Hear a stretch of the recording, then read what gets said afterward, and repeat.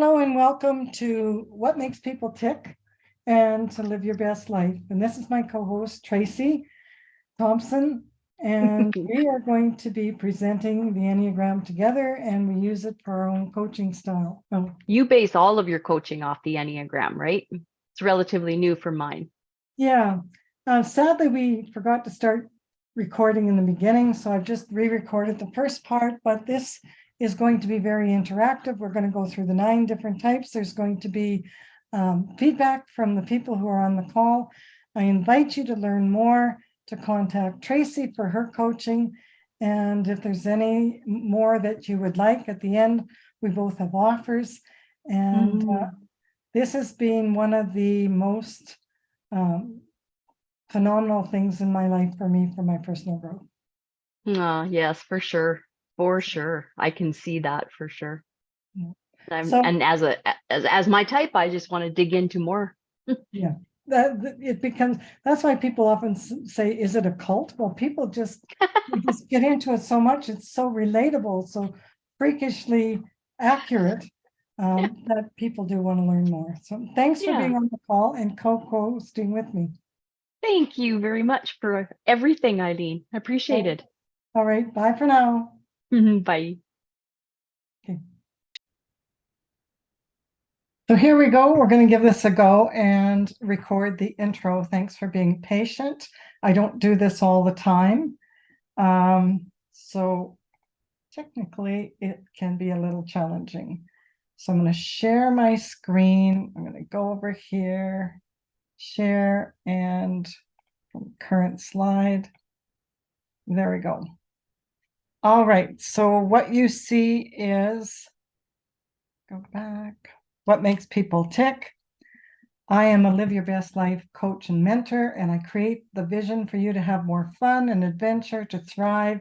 I use the processes of vibrational energy and spiritual concepts, law of attraction, and manifesting. I am an intuitive transformational coach, and I am passionate about helping people with their relationship and life struggles to lead a happier life.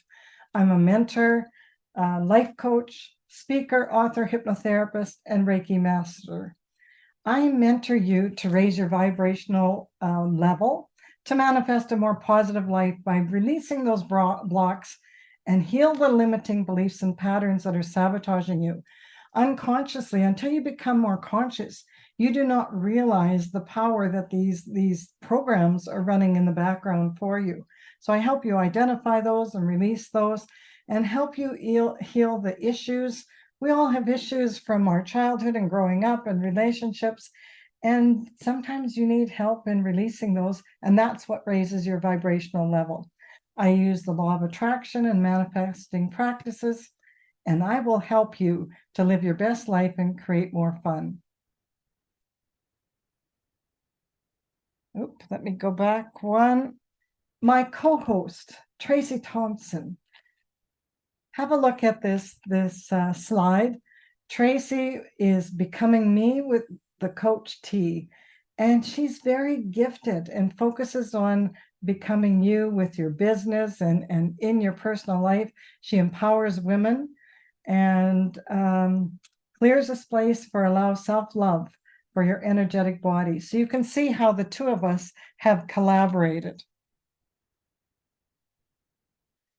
This is the Enneagram symbol. It looks really complicated. It really isn't. It's a visual model that helps you. The Enneagram is a very deep and multi-layered personal development model. So it just doesn't show you your traits and your challenges.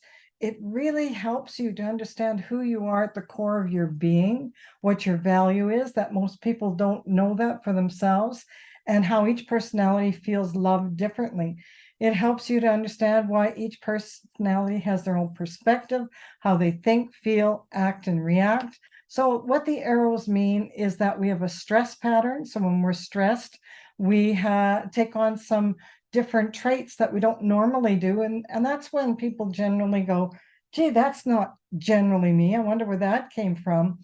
And then the line goes to another personality type that is your path of development. And that's where you really grow. You'll hear people, self-development people talk about their shadow side. Well, what that is the challenging side. And when you take the challenges and build them into strengths, that's when you have a foundation of really understanding yourself. And when you get triggered, when you get thrown in the ditch and goes, and it's like, oh my gosh, that's here again, you'll know exactly what that is, why, and the trap of staying within those patterns that sabotage you. So that's what the arrows mean. There's more to it. There's personality types that flavor on each side of your personality type. We have all the traits of all the 9 personalities within us, but we only have one ego. And so we focus outwardly with our own ego and our own means of looking for our self-worth and for our patterns, how we act, react. So the perfecter is all about getting it right and being good and making rules. The supporter is all about helping. They're helping and sometimes intrusively helping because of the need to help. Achievers are our success model. They really focus on goals and teach us how to be really successful. Our 4 expressors are deeply emotional and sensitive people, and they teach us about experiencing the beauty of life through sensation, through fantasy, through emotions. The contemplators are generally more the introvert types, the logical types, the teacher types. And so a lot of the professors, etc., are in this personality. The questioners are personalities that are high anxiety. They're always looking on the horizon for what might go wrong so that they can manage it and get back into feeling secure and within their personality. Lots of and I'll give you famous people for each personality type as well. The optimister is the whoop whoop, they're the fun, life's an adventure, everything's fun, and there's challenges within that personality too. Our asserter is our personality that likes to take action, that likes to be in charge, and are great leaders. And then there's the peace seekers who like everything to be harmonious and everybody to get along. So you can see that each personality has their own type and their own way of being. Oops, sorry. Let me go back here. Technical issues. Share screen.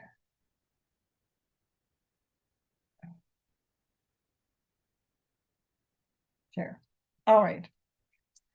Hope I didn't screw up the beginning of that, but anyway, let's carry on. All right, so now the promise of the Enneagram.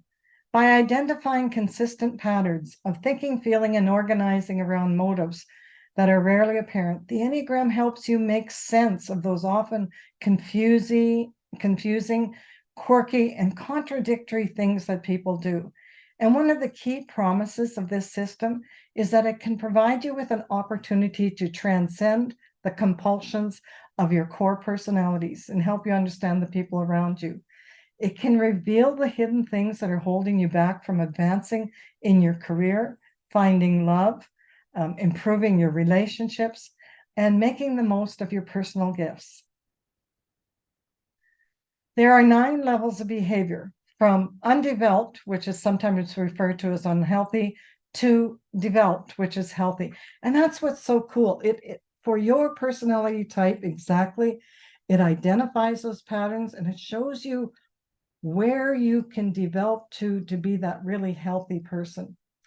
The model's been around since the 1700s. It is based on scientific data on the patterns of behavior and energy for each personality type.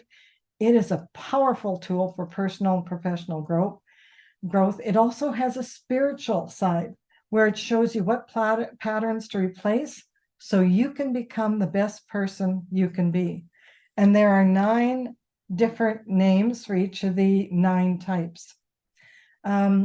So the Enneagram has been around, and when people start to do research, there's different names given for each of the 9 types. I have chosen some more positive names. When the Enneagram first came out, the teaching of it was identifying more with the negative side. So I've changed the names, but as you do some research, etc., if the two's description is about the two, it can be called a helper, a giver. I call them a supporter. So just understand that about the model. In your life, if you're single, because successful relationships require plenty of self-awareness, and because you want to attract a healthy relationship, the Enneagram can be a powerful tool and quest to find a compatible mate. It can help you understand your needs as well as communicate those needs with a potential partner. See, before development, before you understand who you are, your worth, your value, all of that, if you don't understand that, you're looking for the validation in other people and in your relationships. And so if you haven't had much self-development, you are going to attract another person who also hasn't had much self-development. So the more that you study and grow and work on your own self-worth and the traits of your personality to understand them, you will attract a healthier relationship. If you're already in a relationship, these dynamics between the couples can really help you understand those quirks that drive you crazy. Like, why does your partner leave the cupboard doors open all the time? That makes you crazy. Or, why are they working so much all the time? Or why do they have this fear? Why? It helps you understand that, and it helps you connect to each other. I do personality couples readings, and I put together the two traits of the personalities. Life and relationships are about evolving. And when you know your Enneagram types, you can support each other in the growth. You can see when your partner is struggling or maybe sabotaging the relationship with old patterns, and you can support them. And you can say, hey, hun, I can see that you're in your stress pattern. What can I do to support you? All of those things will build healthier, more connected, loving relationships. People who have gone through Enneagram-based couples counseling report that the process has allowed them to see themselves and their partner with real clarity for the first time. It often provides an opportunity to discover the hidden needs of your partner and ways to fulfill them. And it does it very, very specifically. See, that's the thing. We flounder around and we aren't even aware of our own needs a lot of the times. Again, this is scientific data based on personality patterns. The Enneagram, so personality is formed by the age of 7 in your family of origin, where you look out and you form a belief that you need to be a certain way and play a certain role in order to get the most love and attention. And so you start to create patterns. The patterns become roles. The roles become an identity, and the identity becomes a personality. That's what you believe, that's who you are. But it's only patterns that you've developed. And when you do the discovery of the Enneagram, you can get outside the fixed box of those limited beliefs and patterns and flourish and really grow and lead a much healthier and happier life, and with a lot less drama. It can help you in your career. It can give you a heads up. It can help you get along with your co-workers, and it helps you resolve issues with all of your relationships: families, siblings, co-workers, friends, and ex-partners. And because divorce rates are so high, it is important to understand, even if you can understand why your ex-partner is so difficult and then manage your own patterns, I guarantee you can shift relationships. I have turned things around from difficult situations by just understanding them and managing my own response and not personalizing their behaviors. The perfect storm: stress and personalities. Here's what I know for sure. Each personality has had different life experiences and handles their fears and stresses differently. So, for example, in COVID, the optimister might have seen the best case scenario, while the questioner may have seen the worst case scenario. The optimister wants to stay super positive, and the questioner wants them to be realistic and may fear the worst. They do that to be prepared for whatever might happen. As they each attempt to maintain their perspective, this causes friction in relationships. And in times of high stress, fearful of the unknown, finances, health, and differences can wear on each other and cause distance and cause a lot of stress. So how do you reduce your stress? Well, understanding and validating each other's perspective, learning to manage your own reactions will create acceptance. No matter how each personality handles fear, and each of the 9 types handle fear and conflict, have different language patterns differently, fear can take its toll on the body, lowering the immune system. So both these perspectives are important to find middle ground and allow each other to balance out the relationship. When you start fighting against the differences and really welcoming to the perspective of your partner, it really expands your world. 2/3 of what couples fight about are individual personality perspective differences and are irreconcilable until you learn your Enneagram types and your patterns and your reactions. When it comes to love and romance, understanding more about someone's Enneagram can certainly be a useful way to gauge compatibility. It can help you understand where the person is coming from, what their true core values are, and it can help uncover how to best communicate with your partner and find that common ground. It will make your life so much easier with a partner, children, siblings, families, etc. And there's even parenting styles. So, the 7 optimister wants to parent with everything's fun, everything's adventure, everything's positive. The perfecter has a very different perspective and wants things to be perfect and organized and everybody to follow the rules. So until you understand this, there can be challenges. So here's some pictures of the different kinds of relationships. There are 3 centers of intelligence. There is the heart, emotions, the head, the mind, and the body instinct. And we call all of these a triad. So sometimes even when you are unable to identify what personality type, you might be able to identify their triad, and that will give you a level of understanding. There are 3 personality types within each triad.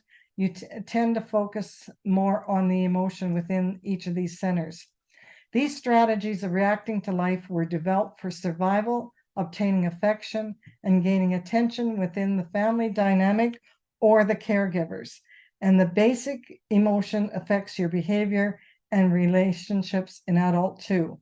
So in order to lead a balanced and fulfilling life, you need to develop all 3 centers. However, if you tend to overfocus on one, like a 3-legged stool, one of your legs will be much longer or shorter than the others. And when you are balanced, you will integrate all 3 of these legs. So when I learned this, I used to believe, because I'm in the emotional triad, I used to believe, man, if you're not emotional, well, you're just not living life richly. And then I realized that my emotional leg was so much longer. So whenever now I'm triggered by emotions, I do a stop, and my path of development for this is I need to look at this more logically because I'm looking at it from an emotional part of view. So I look at it more logically, and then I can take it into the action body instinct. And it's very helpful to understand that. As I mentioned, personality is formed by the age of 7. It's a survival technique. What's really, really important here is as you do your own work, you need to be compassionate. Enneagram is about compassion, non-judgment, and understanding. So whenever I'm triggered and I've made a mistake, I look at that as a learning experience. So I don't look at mistakes as being wrong. Without them, we'd never gain experience, we'd never grow. So when I'm in a mistake situation, it's like, stop. What is it that I need to learn here? What is the life lesson that I need to do. And being compassionate with others, if they haven't had any self-growth yet, if they're still in the attacking, non-responsible mode, just understand they haven't yet learned a different way. So here is the supporter, achiever, and expressor are in the heart emotion triad. The contemplator, questioner, optimister is in the thinking, logical. The 8 asserter, the 9 peace seeker, and the 1 perfecter is in the body action triad. So we're going to start breaking this down by triad. If you are in the heart center type, which is the 2 supporter, 3 achiever, 4 expressor, you tend to establish a strong bond with your own feelings. Your emotion is expressed as a need for approval from others, especially those that are important to you, to the extent of forfeiting your own needs. You use your highly sensitivity to moods and feelings of others in relationships. You do life by looking for smooth, pleasant connections and reaching outwardly to others. To maintain your self-esteem, you create an image so others will invite you into your lives and see you as loving and special.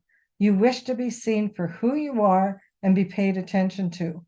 You focus on not falling apart and keep moving forward. Being competent and capable are of primary importance, as are the accomplishments and success.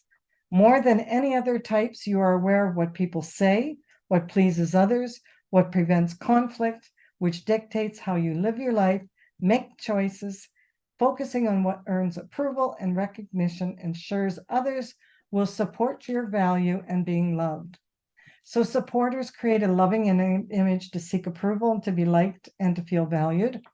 Achievers project a successful image to seek the respect and value from others that you want to accomplish.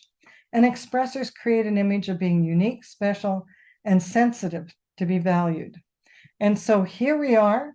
That completes the intro. If you would like more information on the Enneagram, go to my website, eileenhead.com. There is a tab there that explains more about the Enneagram.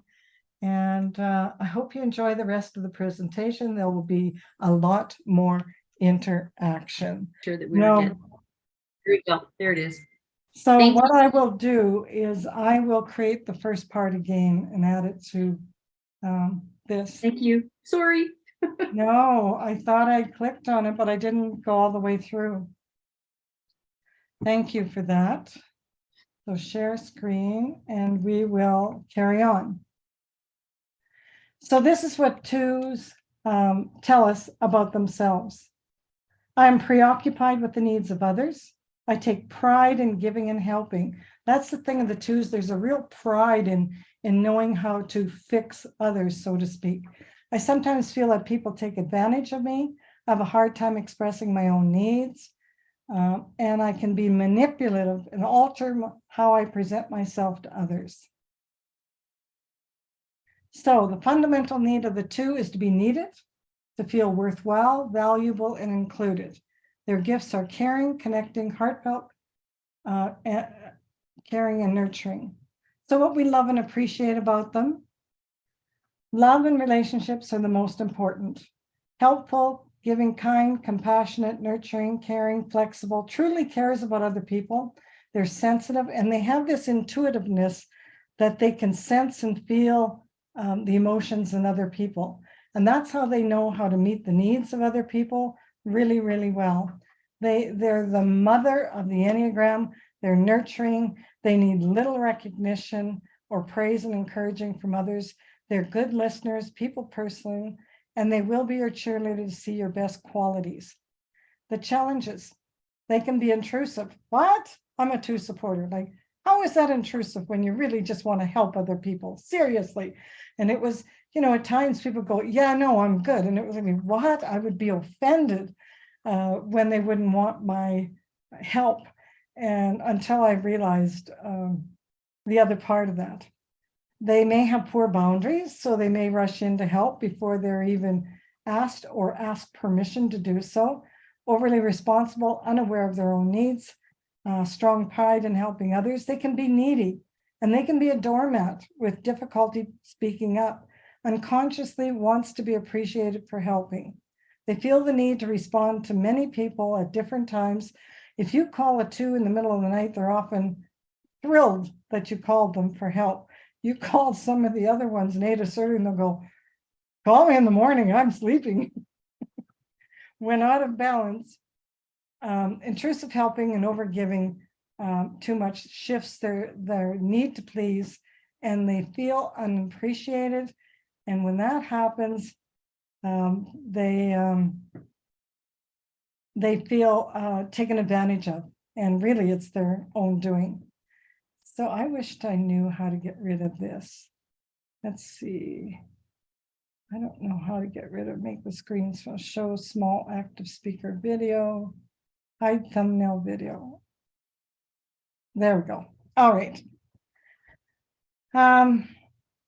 So their relationship style, they're warm, inviting. They do things for people without being asked. They are always there for you. Relationship focused, can be touchy-feely, and not every other, there's other personalities that have very strong boundaries and they don't appreciate it being touched. Shower you with affection, make you feel cared for and valued, focuses on partner's needs in the relationship. To get along with them, they excel at finding opportunity to give assistance, whether you want it or not. They may not realize that others find their helping intrusive. For the supporter, give to the point of exhaustion is not healthy for anyone. Honoring your own needs shifts your energy from the need to be needed. So now I ask permission. How I say that is I say to them, are you open to some insights? And everybody's always curious, so they always say, yeah, I'm open to it. So what I would suggest, or you might try this, or you might consider this, instead of doing the should, the have to, or coming off as the expert in everything. So you might think about those phrases. There's another phrase that I heard where someone says, you gave so much, it gives me no other opportunity but to take. And I don't like being a taker. So there's energies each personality type has. Ariana Huffington, Princess Diana, John Travolta, Paula Abdul, Ted Turner, Josh Groban, Dolly Parton, all of those. Okay, that's interesting. So you might think about these personality types now. If you are this personality type, what was the most valuable information for you? I'm going to be asking in a minute how you relate to this. What did you realize about this personality? How did you identify or not identify with this type? Who do you know that is a 2 supporter? Can you understand them better now? What's great about this type? And what do you find challenging about this type? And going forward, how are you going to relate to them more? So now I show grid video, show thumbnail videos. All right, anybody want to unmute and give some feedback on the 2 supporter personalities? Do we have any 2 supporters? Experiences with them, challenges with them? That's me, people. I have a friend that I suspect is probably a 2, but Yeah. I wouldn't know without her taking the test. Yeah, it's a personal thing. They need to verify it on And their own. Katie's unmuted, so I'm sure she's got something for us. And Chris also had some input. Go ahead, Chris. Well, I know a 2. That'd be you. And it's a lot of that really explains who you are. And because I've done this before, I found out that this really helped me to understand who you are better, to know where you're coming from, so that I could better tune my communication style to you when we are dealing with each other. Yeah. And So if you're a coach or a counselor, like Chris is an intuitive coach, it helps you in your coaching. oh yeah, totally. And being able to identify that, then you're able to literally better communicate with those with the 2. It takes a lot of guesswork out of how do I say, how do I present, how do I act? Yeah. Also, how do I react to whatever you do, whatever you say, or however you react to the situations we're in, things like that. So it gives me a lot more information on the whole situation so that the flow is smoothed out. And you don't need to personalize. Like when you start to Yeah. understand these personality types and how they're reacting and acting, it's like, well, that's their personality type. And so if you can Exactly. take it and not personalize it, that really helps relationships. Did we have someone else with their hand up who wanted to comment? Jill is there. Jill, go ahead. Yeah, hi there. I'm pretty sure my husband is a 2, and he has this incredible ability of, well, we have to be careful what we say we like, because if we ever say, oh man, I love Oreos, like guaranteed, you're going to get Oreos every time he sees you, and probably, 5 different kinds. And he just will remember those things. It might just be in passing that you comment about, whether it's vodka or Oreos or the color pink.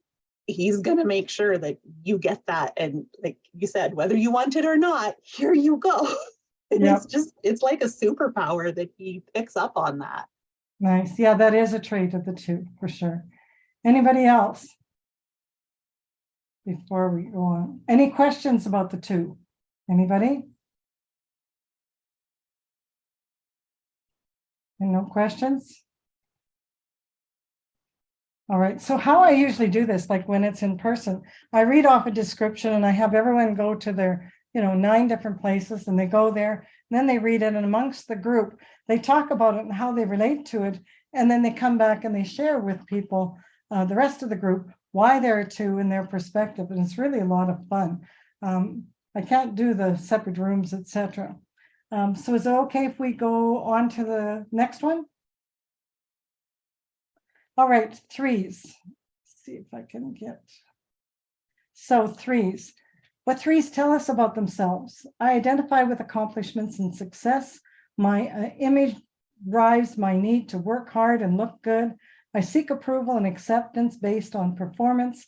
I'm highly competitive and love winning. I feel constant pressure to perform. So remember, they're achievers also in the emotional triad. They have a need to be a somebody. They have a need to prove they are a somebody. And so they do that to succeed and be impressive. They generate excellence. They focus on work, achieving, succeeding, and gaining accomplishments. They are the movers and shakers, always on the go. They're very efficient. They work hard to achieve goals. They want recognition for succeeding. They like material things, and they strive, more than strive, to be number 1. That is their main focus and goal, is to be number 1. They're very competitive with others, and then with personal growth, they're competitive with themselves. They're positive, upbeat, lots of attention, attractive, highly motivated, charming, smooth, and they have high standards of achievement of excellence. They have very great focus. If you want to be successful, study a 3 achiever and how they do it. Their challenges are they're very image conscious. They will have a different image and a different outfit. If they're going to golf, they'll have the top of the line golf clothes. They'll have the best vehicle they can drive. They will have the best house they can have, because image is really, really important for them. They set their emotions aside to get their job done. So even if they're in the emotional triad, they set their emotions aside. Believe failure is not an option. They're often workaholics, difficult for others to keep up with. Now, other personality types can be workaholics too, but not the drive that the 3s have. The 8 asserters would be, they have huge energy, so they also can be workaholics. Pressure to continually perform, succeed, achieve, unclear about real feelings, doing too much, and they have a fear of failure. So when they're out of balance, they're overworked, they become oversensitive on appearances, they need more attention and praise, and the need to impress. Their relationship style is they are very in tune with those they love and have amazing social graces. They need success in all parts of their life, both personally and professionally. So their relationships, sometimes they forget about relationships and work becomes their main focus. And sometimes they can lose relationships over that until they incorporate the relationships into their success model. They believe love is doing things together. They provide an upscale lifestyle. They will always have lots happening. They want to share their success and accomplishments. So compliment them on their newest promotion, outfit, or accessories. Most importantly, they want you to be proud of them. And so for the achiever, as I said, relationships are part of their success. They're often referred to as human doings, not human beings. And they take time. So take time during holidays to relax. So even on holidays, you will see 3 achievers. Well, I got a deal that's breaking. I gotta take this call. There's a big deal that's brewing. I got to handle this. So think Tom Cruise, Oprah Winfrey, Tiger Woods, Tony Robbins, Will Smith, Bill Clinton, Jack Canfield, Madonna, Bethany Frankel. Do you get the feel of the energy for them? That they have this energy. So I have a story about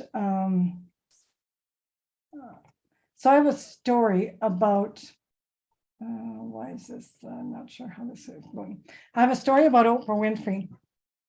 Her mother said to her when she was young, you know, Oprah, if you're really, really lucky, when you grow up, you might get a white family that's really nice to you while you're cleaning their house. And Oprah said to herself, I ain't going to be cleaning nobody's house. Even though that was the generational for the women, that her mother believed that. And when she got into radio, they said, well, you know, you got into radio, but you're not going to go far.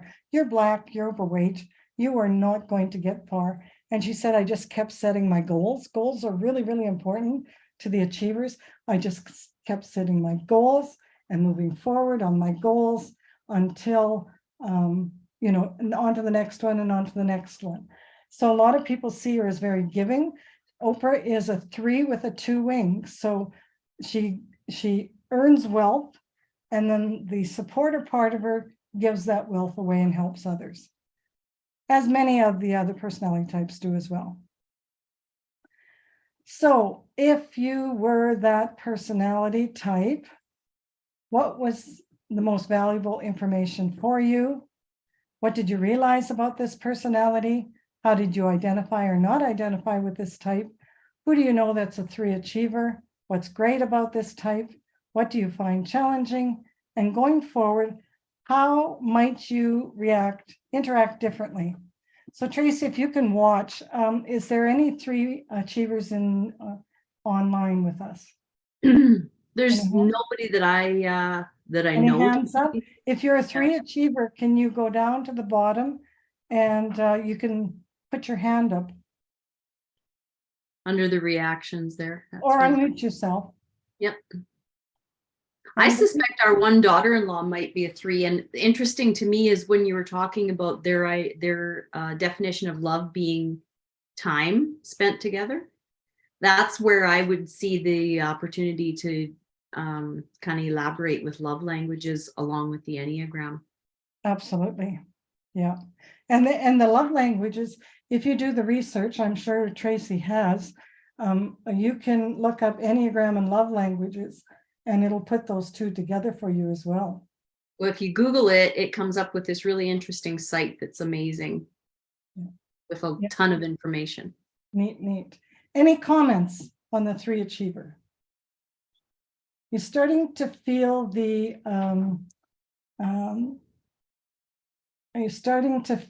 different energies. So the 2 can be needy, they're interactive, they want to be close, touchy-feely. The 3s are very charming, present a good image, and they're very successful.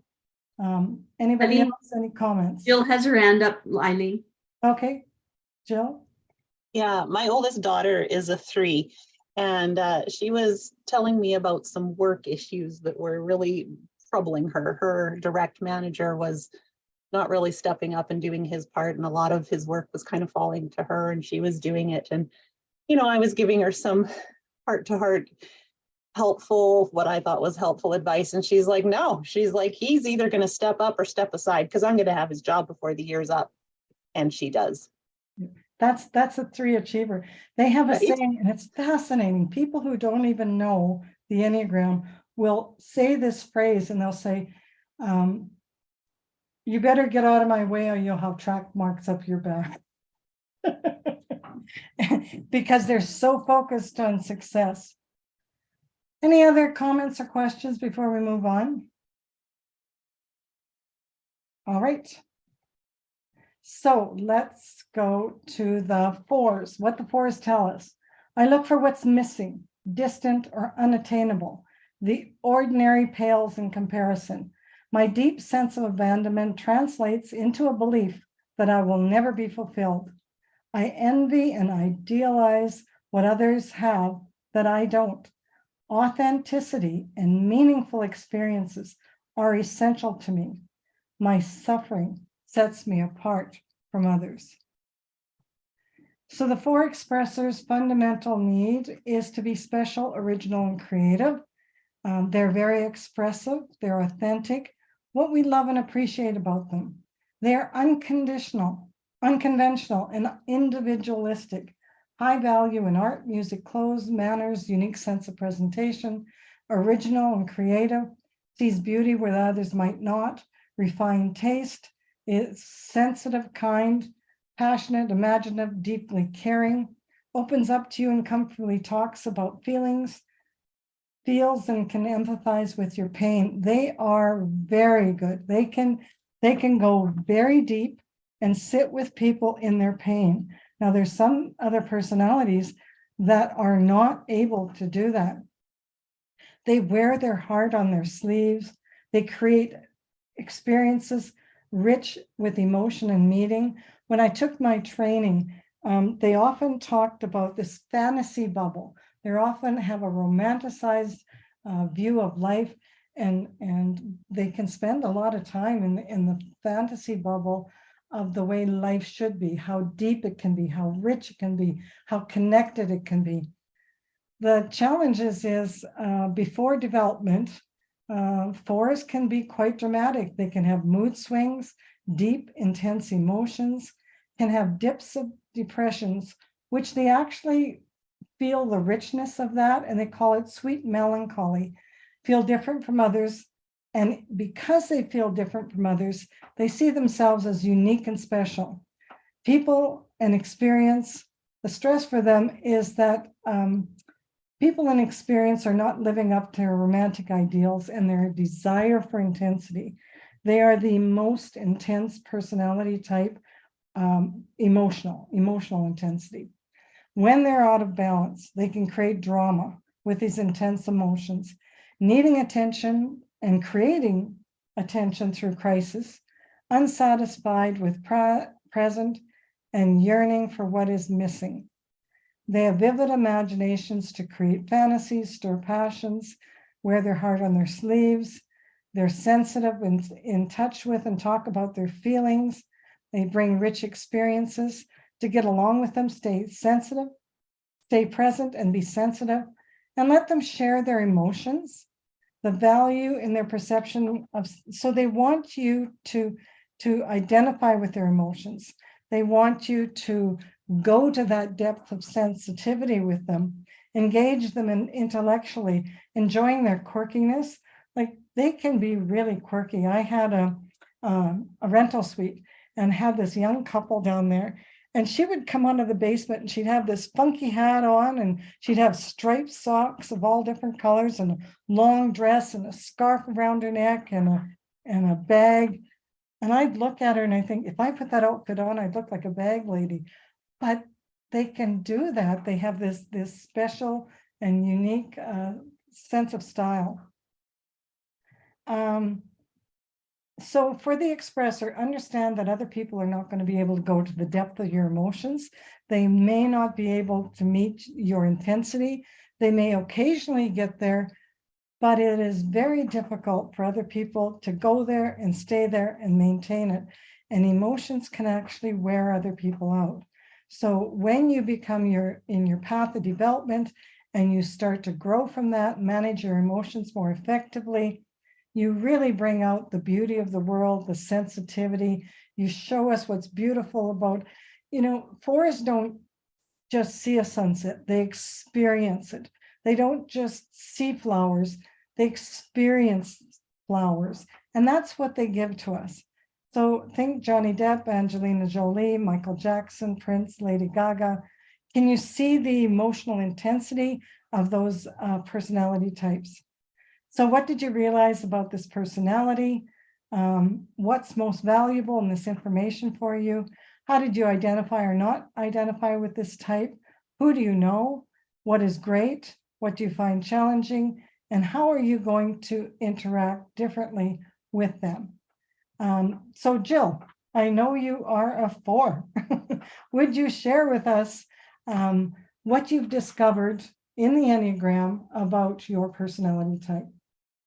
Oofta. We're intense.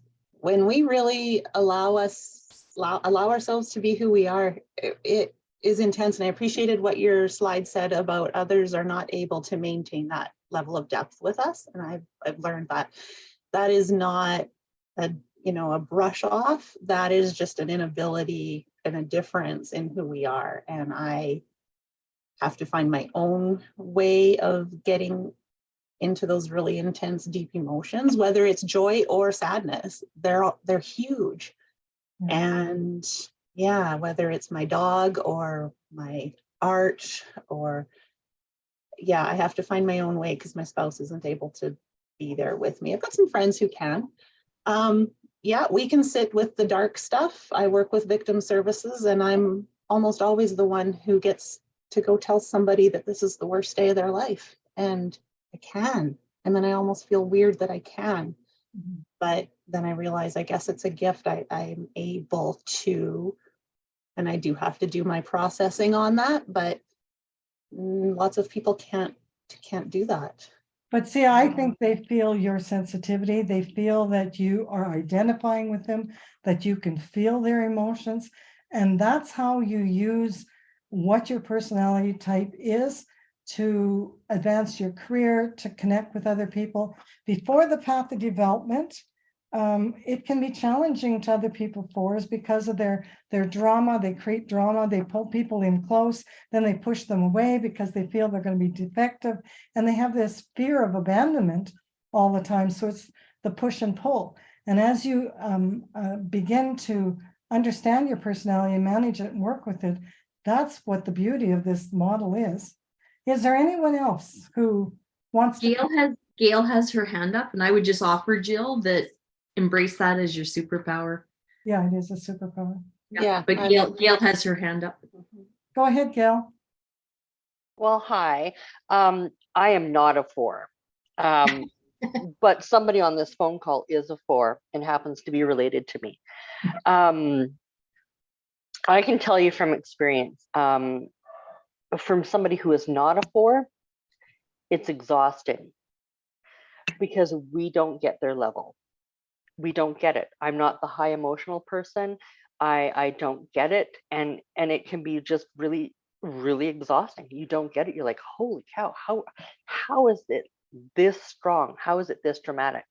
So for people who are not 4s, we don't get it. Yeah, and so then the 4 before development can see that as rejection and abandonment and being different and being excluded. And so you can see the vortex this can take you in until you understand, for 4s, once they emote their emotions, they often go back into balance, but it leaves other people where they don't know what to do with it. They don't know how to respond, or they don't know what you need or even how to help you a lot of times. Anybody else want to comment? Anybody GC? I just wanted to add to that, I really appreciated what Gail said, because I've learned that we are intense, and I've had to, in my growth, learn and appreciate that I can take my intensity and be okay with that with myself, that I don't need to share it with somebody all the time. And like I said, like right now, I just have this beautiful big male dog that I think he's a 4. And he feels me, you know, and I can just go outside and I can just put my fingers into his hair and just cry, and he just sits with me. But so it doesn't need to be my friend or my spouse or my child, but so like I really love what Gail said to remind me of that, you know, it's hard on others to have that, you know, to be around that don't have that. But the flip side of that is we bring this beautiful intensity of things that others may overlook. Like, I don't want us to just be made out to be all negative and intense in a negative way. Oh, Right? absolutely not. You know, Yeah. that's where our poets come from. A lot of artists are 4 because they have that emotion to put on canvas. You know, a lot of 4s are decorators, interior decorators. There's many careers. Writers, musicians, we have a need to express. And Yeah. I think that's often where we can offload that intensity is through artistic expression. Right. Anything else? Anybody? Yeah, me, Eileen. Yep. I just want to say that I've come across a number of 4s through my counseling and my healing stuff. And the difference between the negative and the positive in the emotions is a huge swing. But when it goes up into the positive, holy cow, wow. If you can grasp it, beautiful, absolutely beautiful, absolutely beautiful. And the depths of the low, sorrowful. It's that much of a difference. Yeah. From my experience, but that being a 4 in my mind is one of the beautiful gifts in the world, that you can feel that range of emotion, because not everybody can comprehend or even know what that is. And I think it's a real gift that 4s have. I just wanted to say that. Yeah, each personality brings their gifts into the world. And I think 4s struggle more if they're undeveloped or don't understand their own feelings and needs and how to manage those emotions. I think they struggle a lot, and then they thrive when they learn their Enneagram. All right, we're going to move on. So we talked about, you can see how these 3 personality types fit into the hard emotional triad. They approach relationships through emotions and feelings, highly sensitive to the feelings of others. Attention goes outwardly to please and get needs met. They create an image that you will be invited into their lives. And here we are back at the symbol. All right, so now we're going to go into the next triad. That's the head thinking center. And so that's the contemplator, the questioner, and the optimister. And they have a need to belong and favor rationally. They approach relationships through reasoning. Their predominant emotion is fear of failure, of missing good opportunities, and especially of not comprehending. They often see the world as an invasion or an intrusion, and to create safety and reduce anxiety, and manage challenging situations. They do this by analyzing and planning in order to be prepared. They see life as a problem to be worked out. As a head type, they see things through their eyes, and it's made sense of in their head. It is important to understand what things mean so you can stay in control. Figuring things out, making sense of life, and being right is important to you. So we have the contemplators who withdraw and retreat to use their minds to figure things out. They have a fear of intrusion and prefer to be on the outside observing, gathering data to figure people out. So the contemplators are the introverts. The questioners use their minds to scan the horizon for possible signs of danger so they can be prepared to act instantly. They have a fear of other people's unpredictability. And the optimisters, they use their mind to plan the many exciting possibilities They process their fear by keeping on the go and being distracted. So here we go into the 5s. I have a strong need for privacy. I limit intrusion from a world that wants too much from me. I hoard time, space, energy, knowledge, and myself. I detach from feelings and observe rather than participate. And I am a minimalist. So the fundamental need for the contemplator is the need for facts and data, and to understand they have very strong boundaries. They like their personal space. They are the knower, the thinker, they're objective, they're analytical, they're perceptive. So what we love about them, they strive to live a meaningful and uncomplicated life. They're calm, serene, social, solution-oriented. They're very logical when making judgments and decisions, share information, are good listeners. They're independent, self-contained, that focuses on knowledge and wisdom to gain competency, an observer of life, and loves research to get the data and facts. And they can spend hours and hours alone just reviewing thoughts and facts and data in their head, and they're rarely bored. Truly introverted, they can get by with less stuff. They like to plan things before they happen, and they need lots of information before acting. So the challenges to other people is they're in their head a lot, overly logical, often emotionless. They don't like emotions. It screws up their logical thinking. They have a need for privacy and solitude to think about life. They replay events in their minds and then attach feelings, and sometimes feels invisible.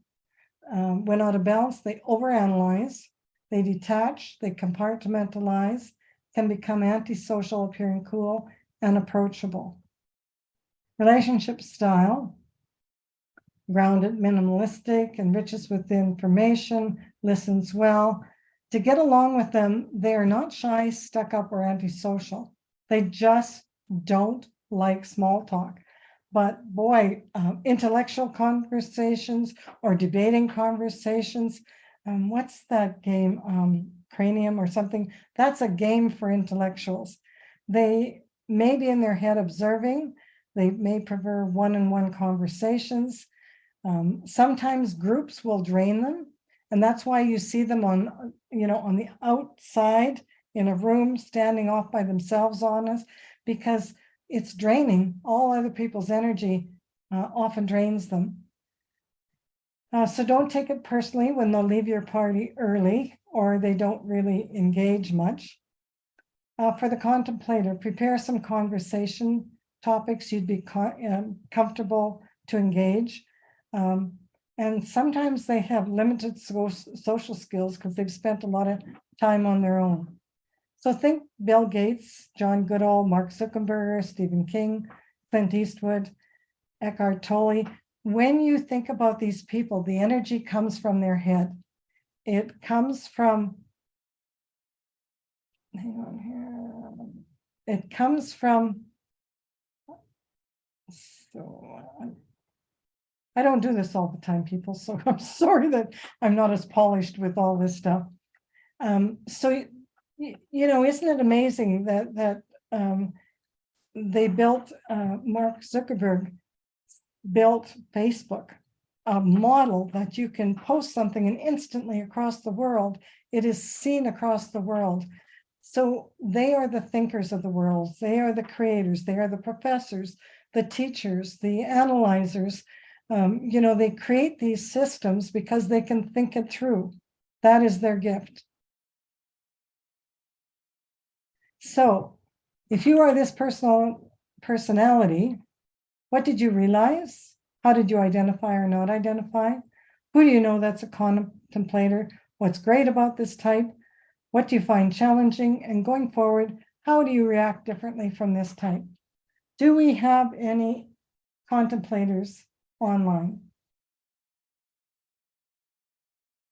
If you do, just unmute and give us your insights and your perspectives. I have a question, Eileen. Yeah. Actually, two questions, but are most 5s introverts as well?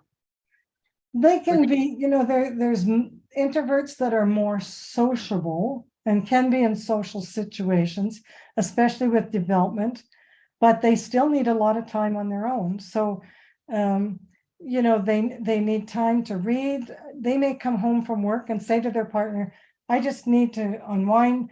I need to be by myself for a little while to rebuild their energy. They get drained being out and around other people. They love their alone time. Interesting. And I have someone asking if it's possible to make your slides bigger or possibly just run in slideshow mode so that.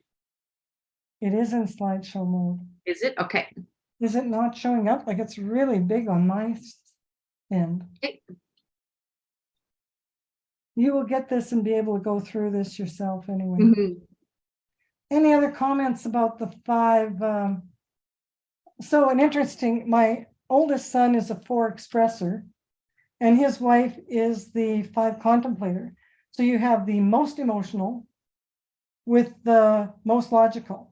And when they were dating, I thought, oh my goodness, how is this going to go? But they actually wing to each other and they're both introverts. And what's happened is he's become more logical and she's become more emotional. So this is why the Enneagram is so beautiful. It can help you meld together and bring out the best in each other. Any comments?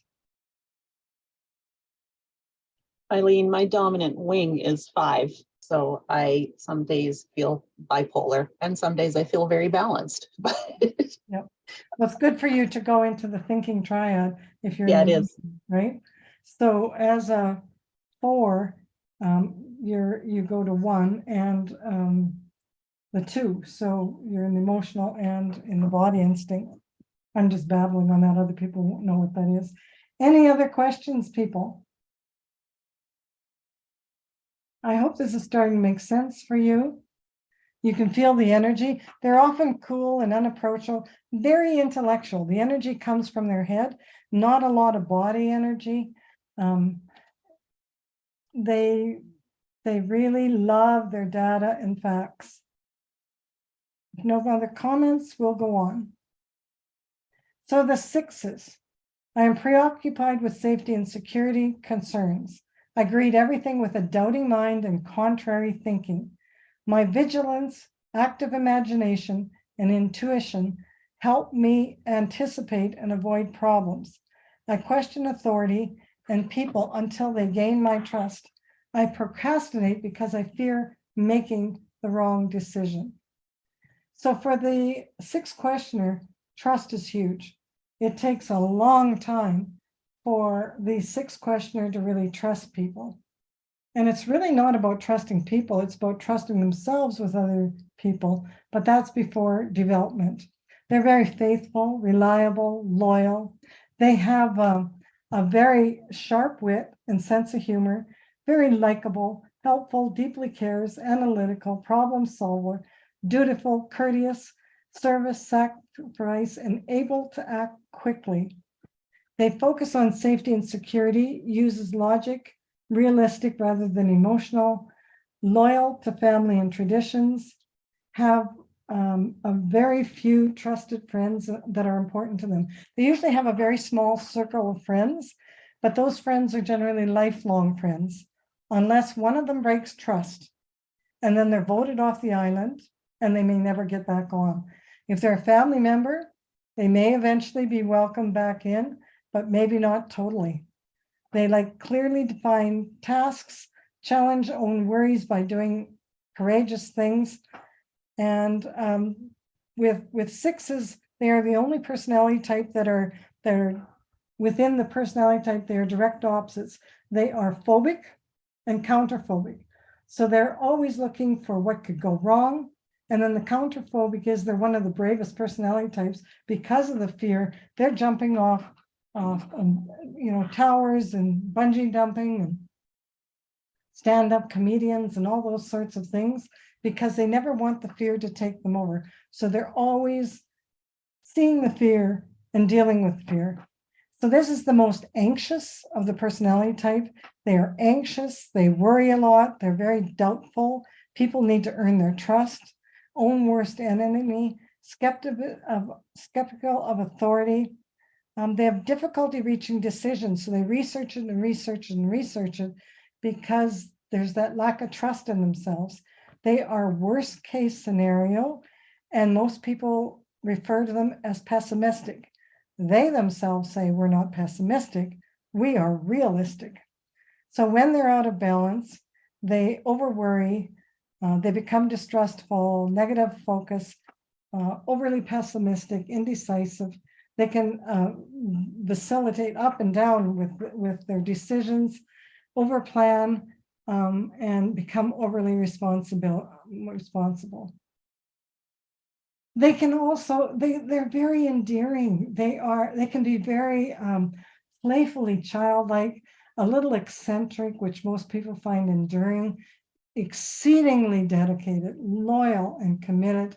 They are honest, fair, reliable, prepared, over-prepared, and this sense of humor. It's they'll often make fun of themselves. My youngest son is a questioner, and so he'll leave the house and he'll go, "Did we lock the door? Do I have my wallet? Did we turn the iron off?" And this is an ongoing thing. And his wife, who is the optimist, or again the exact opposites, instead of becoming frustrated, will just understand the personality, will say, "Yes, Travis, we did. It's okay. We did. It's all good." And then on they go. So to get along with them, they can be seen as pessimistic in worst case scenarios, but they are great at keeping everyone safe and secure. If you are in a relationship with a 6 questioner, everything around you is going to be safe and secure. And they have this great sense of humor. Be supportive to them when they're anxious. Telling them not to worry will only increase their anxiety. So for the questioner, interrupt that pattern of spiraling into fear. Catch yourself and realize that fear really is fantasized experiences appearing real. And the reason why they're so good at hopping in when there's a crisis or an emergency, because in their mind, they've probably already experienced every scenario that's possible, and they're able to work really quickly and come up with solutions. And that quick response is one of their gifts, seeing what might happen and prevent it. So think Anderson Cooper on CNN. Even though he's a questioner, he goes into war-torn countries and reports.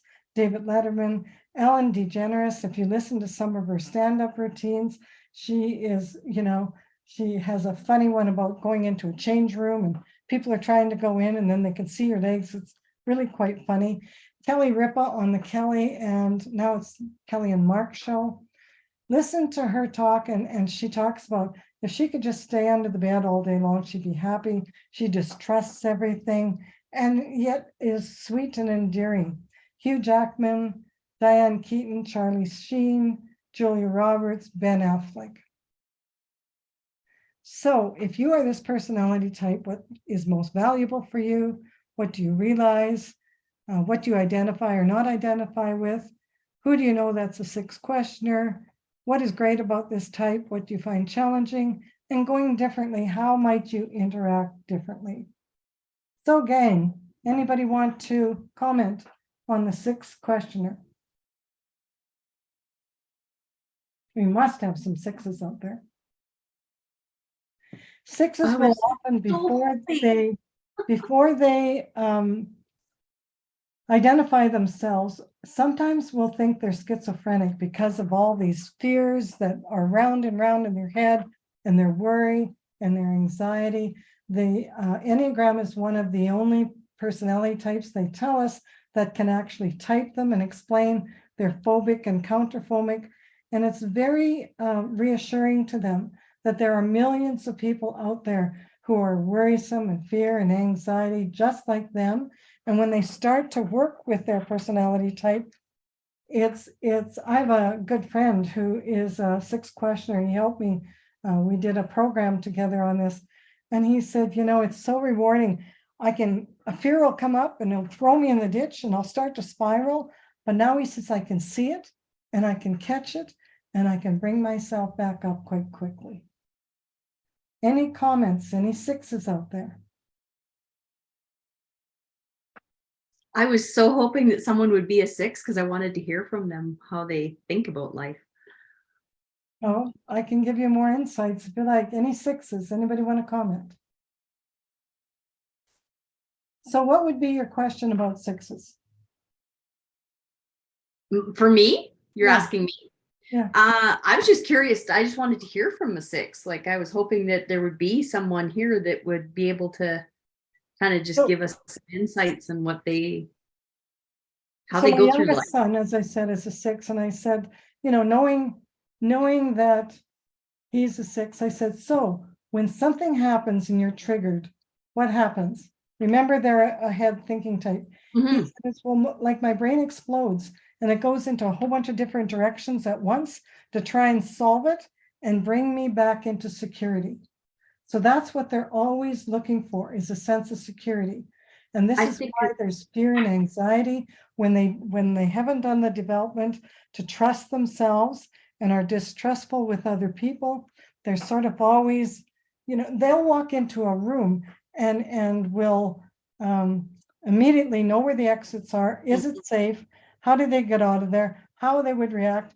I was just on holidays with traveling through Italy and Venice and Croatia, and one of the gals is a 6, and her comments all the time were about well, one of my passport gets stolen, and one of that happens, and one of that happens, and I was starting to tease her about that, and she said, gee, I didn't realize that I always thought that way, or that's my way of thinking.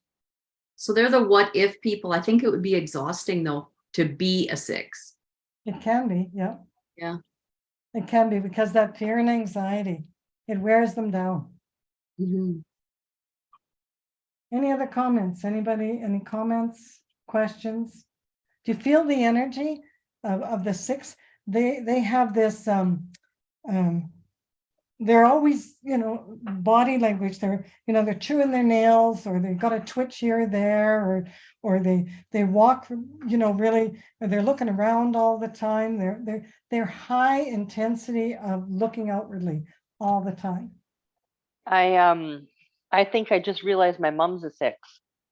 I don't know if you think that too, Denise, but we were trying to figure out who our mom is, but I think Yeah. she's a 6. Okay. And does she do some of those things we were talking about, the worst case scenario? And Oh, yeah, sky is falling all the time. yeah, Yep, sky is falling. Washing machine's not working quite right. She can't get it to work. It's a new one, right, Denise? Like this just screams mom. yeah. So in knowing this now, do you understand her better?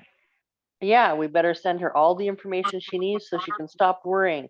We'll send her the passport photo in case we get lost in a different country when we're traveling. That kind of thing. Yeah, that's mom. Well, if you You tell her laugh, not to Denise, worry, right? if you tell I her not went- to worry, she's going to worry more, though. Right? Oh Yeah. God, I went to Mexico just before COVID hit. Oh my God, my mom's like, the sky is falling. She goes, you're never gonna get back. Blah blah blah blah. They're gonna sell your body parts. I'm like, well, there's lots to choose from. So yeah, no, that's my mom. Mom's a 6, and And she you know, planned they often everything to the laugh at last detail. They laugh at themselves, they catch themselves, and they have this. Does she have a sharp wit, sense of humor? Very dry, sarcastic sense of Yes. humor. Rinse and repeat. Yeah. My son will, he's always dinging me with stuff. It's always like, "Nyeh, nyeh," it's picks up on things and then he teases me with it. But they are very endearing, and you will not find a more loyal, committed person of that personality type. Very loyal. Any other questions or comments? All right. On to the adventure. So I also wanted to comment that when you're studying the Enneagram, the numbers and the traits are the same, but the names of the personality types are different. I renamed my personality types to the more positive. When the Enneagram was first being taught, it was more taught from the negative perspective. And a lot of people didn't want to identify with it because of that. So for the 7s, woohoo, life's an adventure. They seek pleasure. They have an insatiable appetite for new experiences. They are optimistic, active, energetic, see multiple options, but have difficulty with commitment. And they do not like limits and avoid boredom. So fun and freedom, happiness, spontaneity, fun. They see life as an adventure, and they turn work into fun. They're high energy, enthusiastic, humorous, optimistic, believing everything will always work out, always on the go, living life to the fullest, positive, adventurous, fun, spontaneous, loves newness, and enjoys life. They like to keep things fun and new. They like lots of options, see endless possibilities, generally thrives on change, needs life to be always positive. The challenges: addicted to excitement, a variety, often late, likes to keep their option open in case something more fun comes up. It is so frustrating because people will hold their party up.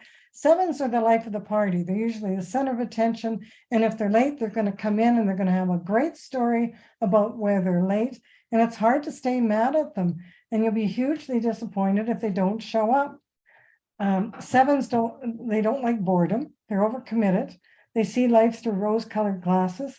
Sometimes they're responsible, and they're the ones who don't want to deal with pain because their core emotion is fun, keep it light, keep life an adventure. So when life's challenges happen, sevens often have difficulty dealing with that. So when out of balance, they are too realistic, overly positive. They don't deal with what is real. They live life on the surface, may not have any follow through, and are irresponsible. Their relationship will include lots of humor, endless adventures, good times, want to experience that all life has to offer. They're full of vitality, great sense of humor, open-mindedness, spontaneous, playful. They get antsy and constantly seek fresh stimulation. If you are in a relationship with a seven, you are probably going to be, you know, those big, huge kites that are on the sand.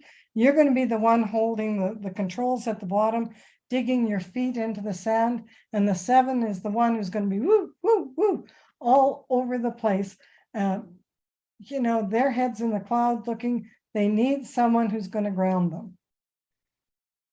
So for them, oops, let me go back. For them, let the good times roll. The focus is on fun and excitement, life of the party, comfortable in the spotlight, entertaining with stories of their last adventure.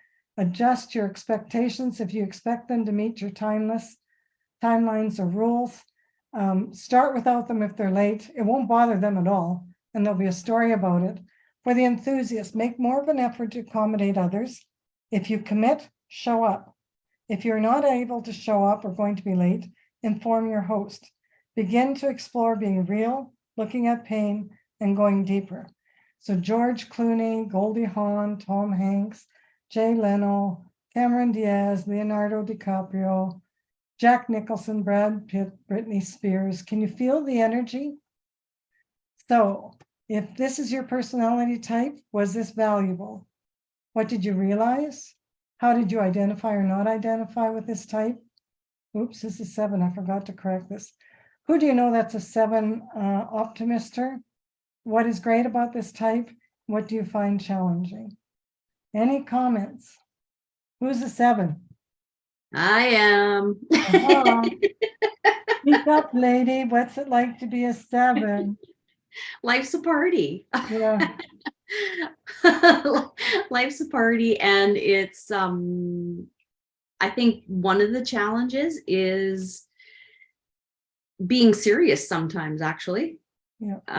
When you're around other people, especially the 4s who are the sensitives, which is kind of ironic because when we first met, Eileen, Jill and I were together sharing a room, a 4 and a 7 sharing a room in the hotel, which is very, very humorous to me now looking back on it, because I'm thinking, she's probably thinking, oh my God, what have I done? But everything's just light. Like it's just light in our world. And it's hard to sometimes tone down that energy. Yeah. to level out with other people. But I also think that I've gone through a few levels because I can deal with emotions quite well. Yeah, I don't know, it's interesting. It's really interesting to me. I'm a 7 married to an 8, which is coming up, which you are all going to find quite interesting because he is that grounding factor to my kite for sure. Yeah. Amanda, what's your comment? Unmute yourself, Amanda.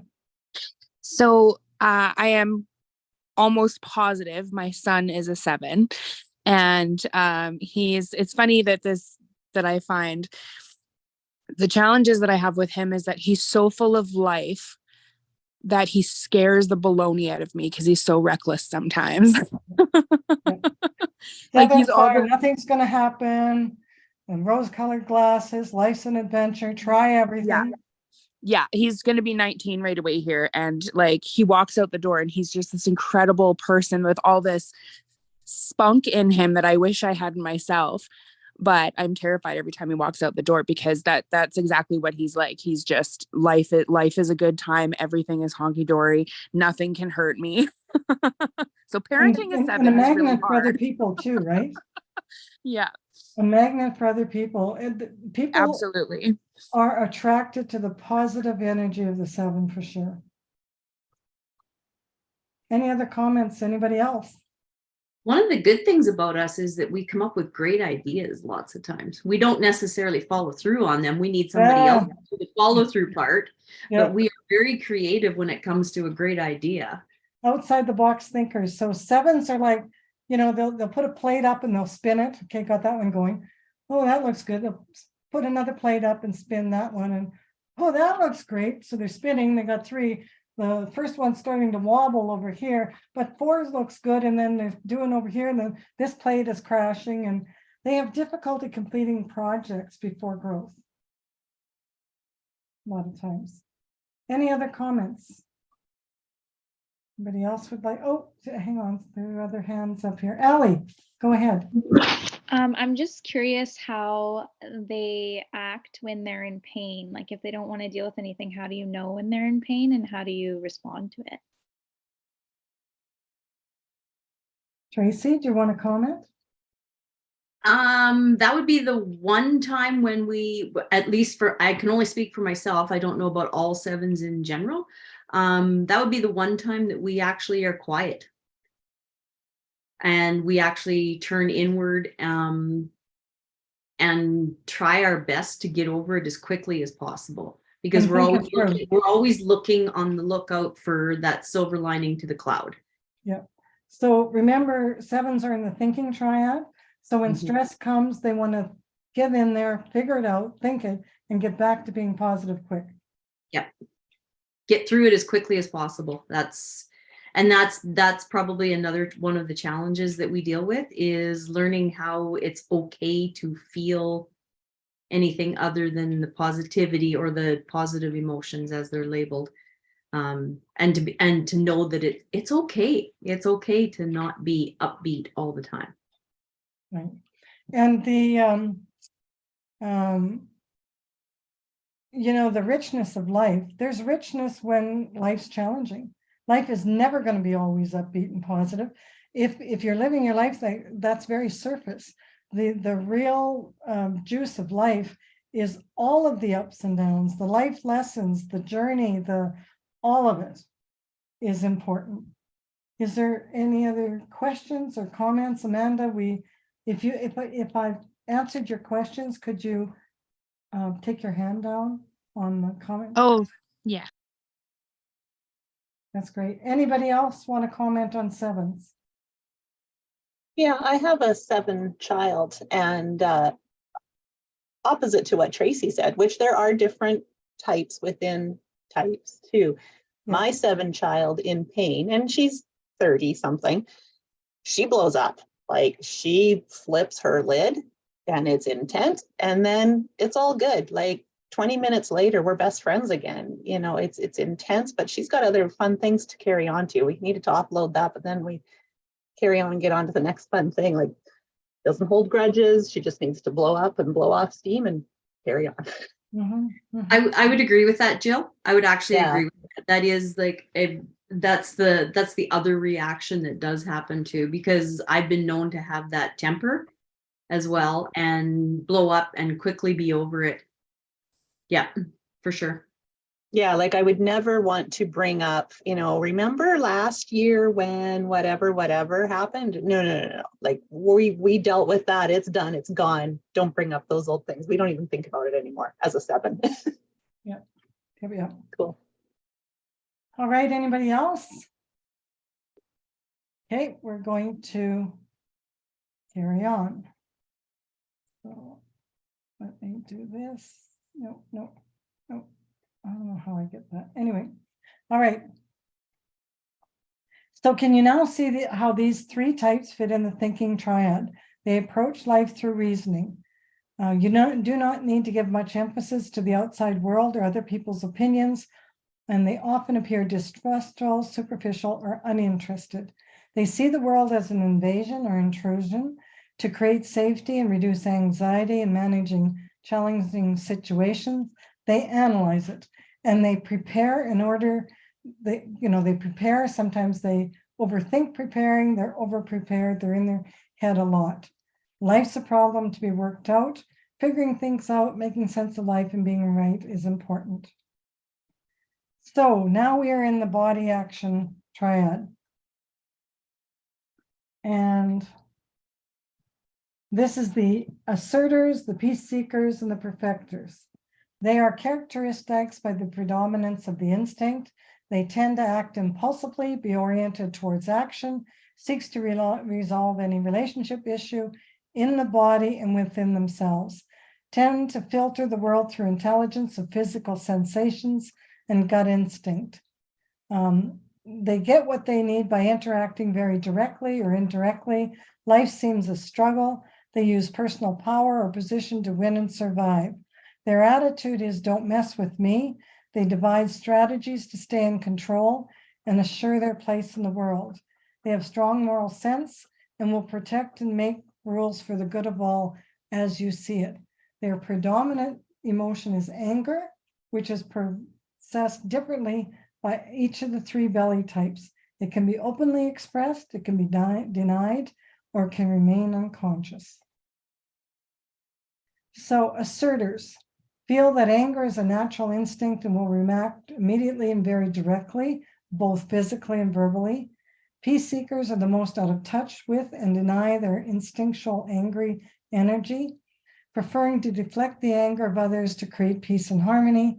And perfecters stay in control of themselves and instinctual angry feelings at all times and feel it is not right to be angry. So what do 8s tell us about themselves? They thrive on lots of energy in their body and enthusiasm for life. They are strong and protect the weak. They are direct, willing to confront when they need arises, express their anger immediately. People see them as aggressive, intimidating, intense, and impulsive. They have trouble staying with their own vulnerability and sad feelings. And they have a strong sense of knowing what is fair and right in their body. So for the 8 asserters, their fundamental need is to dominate or avoid feeling dominated. So as child, remember when I talked to you, our personality was a survival technique, and it's formed by the age of 7. So this child, in their experience with parents or in their family dynamics or in their life or caregivers, experienced feeling controlled. And they felt dominated. So this is why they create this strong structure for themselves and resist being dominated. They focus on strength and being strong. They're confident, dependable, take matters into their own hands to get things done, use their will to accomplish, natural leader, wants people to be straight, honest, high integrity, likes action and results, protector of the weak. They are, if they see someone being taken advantage of, they will go over the edge to help the person who is being attacked or being dominated. And what you see is what you get. And they don't really care. This is me. What you see is what you get. They're okay with that. And many of us could learn that. you know, what you see is what you get. This is me. This is the way I am. That's their structure. So the challenges for them, emotions bring out vulnerability, and that feels wimpy. They pressure people to see how they will respond. They tell it like it is without monitoring the impact of their directness, sometimes offend without meaning to. I was in a training, in one of my trainings, and there was a gal who was, who was very, you know, quiet and put together. She didn't outwardly appear like that asserter. And her comment was, you know, sometimes this energy comes up and the energy comes out, and I speak so directly and you know, it offends other people. And she said, it's like I say it and there's dead people on the ground, and sometimes there's no resolving, no, what's the word I'm looking for? There's no bringing back from the dead people. So part of their personality is to manage that big energy as it comes up. So they're more conscious of how they say things. They are natural leaders. Being unable, so when they're out of balance, they feel, when they're out of balance, they feel they're unable to correct perceived injustice. Injustices, they are right fighters for the injustice. Having to contain their confrontational style and having difficulty containing it, going full out, denying fatigue and pain, fixate on taking and being in control, causing them to be aggressive to get the situation back in control. They have such strong willpower, such strong body energy. They can run anyone else into the ground. They have a lust for life that shows up in their intensity. They're charming, down to earth. They want to experience all that life has to offer: energy, sex, food, full of vitality, always on the go. They make an impression. When they come into the room, you can feel their big energy, their confidence in themselves. You know, they make a statement when they come in the room. Underneath the tough exterior, though, is a soft heart, and they have this strong outer shell. And often people don't realize this soft heart, especially with children and with animals. They are not touchy-feely. They'll often tell you, I don't hug me, don't touch me.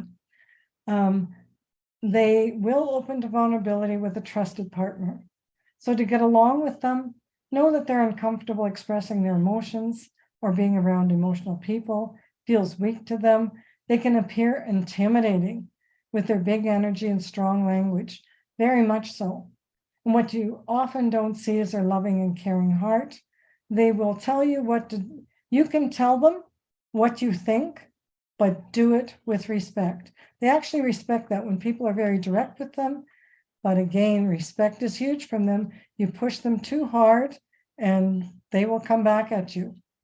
For the asserter, be aware that telling it like it is will distance others if said to directly. Soften your words, encourage and praise. With your strong leadership qualities, positive reinforcement will create more success and allow people to see you really do have a big heart. So Dr. Phil is a good example of a very healthy 8 asserter. He says to people, this is my show, you came on it. While you're here, you're going to do it the way I think. You can do whatever you want when you leave, but this is how it's going to go. Donald Trump, Barbara Walters, Kevin O'Leary, Whoopi Goldberg, Susan Sarandon, Simon Cowell. Lots of great stories about Simon Cowell when he was on American Idol. In the beginning, he was very hard on people. He said, look, this is a show. They came to see if they have talent. And so I tell it like it is. But then he got married and he has 2 poofy white dogs and he's got a child now. And he's really softened a lot. And his emotions come up and he's, you know, that's what personal growth is about, is to realize some of these things. So with this personality type, food for thought, what did you realize about this personality? How did you identify or not identify her? Who do you know that's an 8 asserter? What's great about this type? What do you find challenging? And going forward, how might you interact differently? So, do we have any 8 asserters? Yes. Beata. Go ahead. Unmute yourself. There you go. I just love it. Like I'm 100% an 8. I love it so much. And like, I know that like people can be sort of turned off by me, but it doesn't really matter. No, Because I know that like there's a whole lot of people that just love this. So yeah, that's what's awesome about 8s. It's like, this is the way I am. Take me as I am. One of the beautiful gifts of the 8 asserter, when they are healthy, they can absolutely change the world. They can be role models. They can be great leaders. They don't need to control everything. You know, control is really important to them, but they don't need to control everything. They can say to people, okay, as a leader, here, go do this job. They'll watch them. If they do it, they'll praise them. If they can't do it, they'll either help them or they'll take it away from them. yeah, I think it's specifically, I don't need to be in control, No. but I cannot be controlled. Yes, Right? absolutely. And how do you respond to injustice? Well, not well. Like I'll just go into like, I'll just fight it. Yeah. Right? So I won't tolerate it. In my training, there was a fellow who is an 8 asserter. He says, you know, for most of my life, I thought my wife was just enrolled with what I wanted to do. He said, now I know she was just steamrolled. And it just touched my heart, you know. It's well, how do you identify with the soft heart? Yeah, I do. Like I am very soft. I just seem very, very hard. But like but I would say I'm all heart. Like I'm a huge heart. Yeah, it's the armor, right? Yeah, but I do see like emotions as wimpy. I do. That's 100% accurate. Yeah. The Enneagram is like, it's phenomenal. So what you start to see when you learn the Enneagram and you learn more about it, this is just a tiny bit of the whole model, but you will start to identify, you may not know what personality type people are, but you will recognize them as one of the 9 traits. And as they talk more and you just, okay, I know where they're coming from. I can understand that. If we don't personalize stuff, it makes life easier. It helps us to understand, to have compassion for someone who's not developed yet, to work within ourselves with these people and just work on ourselves and our reactions. Make sense? Mm-hmm. Go ahead, Gail. Okay, so I think some of the 8s get a bad rap. Yeah. I can definitely identify with an 8. Emotions, yeah, definitely. I've heard myself say this recently: control your emotions, get it together, control it. You cannot be going off on this. And no, it wasn't to the person on this phone call, but you know what, like, control your emotions. And it's not a bad thing, because sometimes you need to have your head and you can't be ruling on emotions. So, you know, we kind of get a bad rap, but you know what, when you need us, we're there. We're there right alongside you, and we're not the bad guys. It's not like we're hard and we don't care. We care. What's right is right and what's wrong is wrong. I bet you anybody who's an 8 would be able to tell you that. There's no in between. You don't treat people that way. That's not how we treat each other, and it's just wrong. And yeah, I think just 8s, yeah, we're there to defend. We'll be there. Yeah. And 8s, boy, if they see an 8, my oldest brother, he's just passed recently, but he's an 8. And if someone needed something, he was right there. And there was no, you don't need to praise me. You don't need to do anything. A handshake is as good as my word. Upstanding citizens in the community, generally, strong leadership, can be very kind. And so what I would say to you, Gail, is in your wording to people, instead of saying manage your emotions, I would say, you know, I have some insights for you. I would suggest that you go to the thinking part of you and think this through. You know, think through, move past your emotions and go to your logical, intellectual side. That might be easier for them to accept. Yeah, I was talking to a 12-year-old, but yeah, we Oh, could possibly go there. yeah. Well, there's lots But of yeah, adults. it's a totally different thing. I think at 50, I figured out how to hone that Yeah, a yeah. lot more than what I would have been at 20. And I think you learn that just through natural consequences. That's the way of the world. And I think you hone that in, you bring that in. But yeah, we're not always the bad guys. So Gail, often eights talk about this, you're a body instinct type, right? And you're big energy. How do you manage that big energy when it comes up? I think you want our big energy when it comes down to a crisis and an emergency. And I think we're often in positions where we have jobs that can handle that, and we can handle it instantaneously. We don't have to think, we're not emotional, we're instant. We've got it, we're doing it, let's get it done.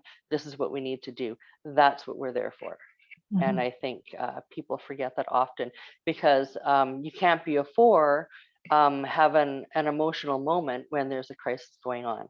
You need the 8s to step in, and you kind of got to coexist. But and you need the 4 to bring the 8 down. My sister's on this call; she's a 4, by the way.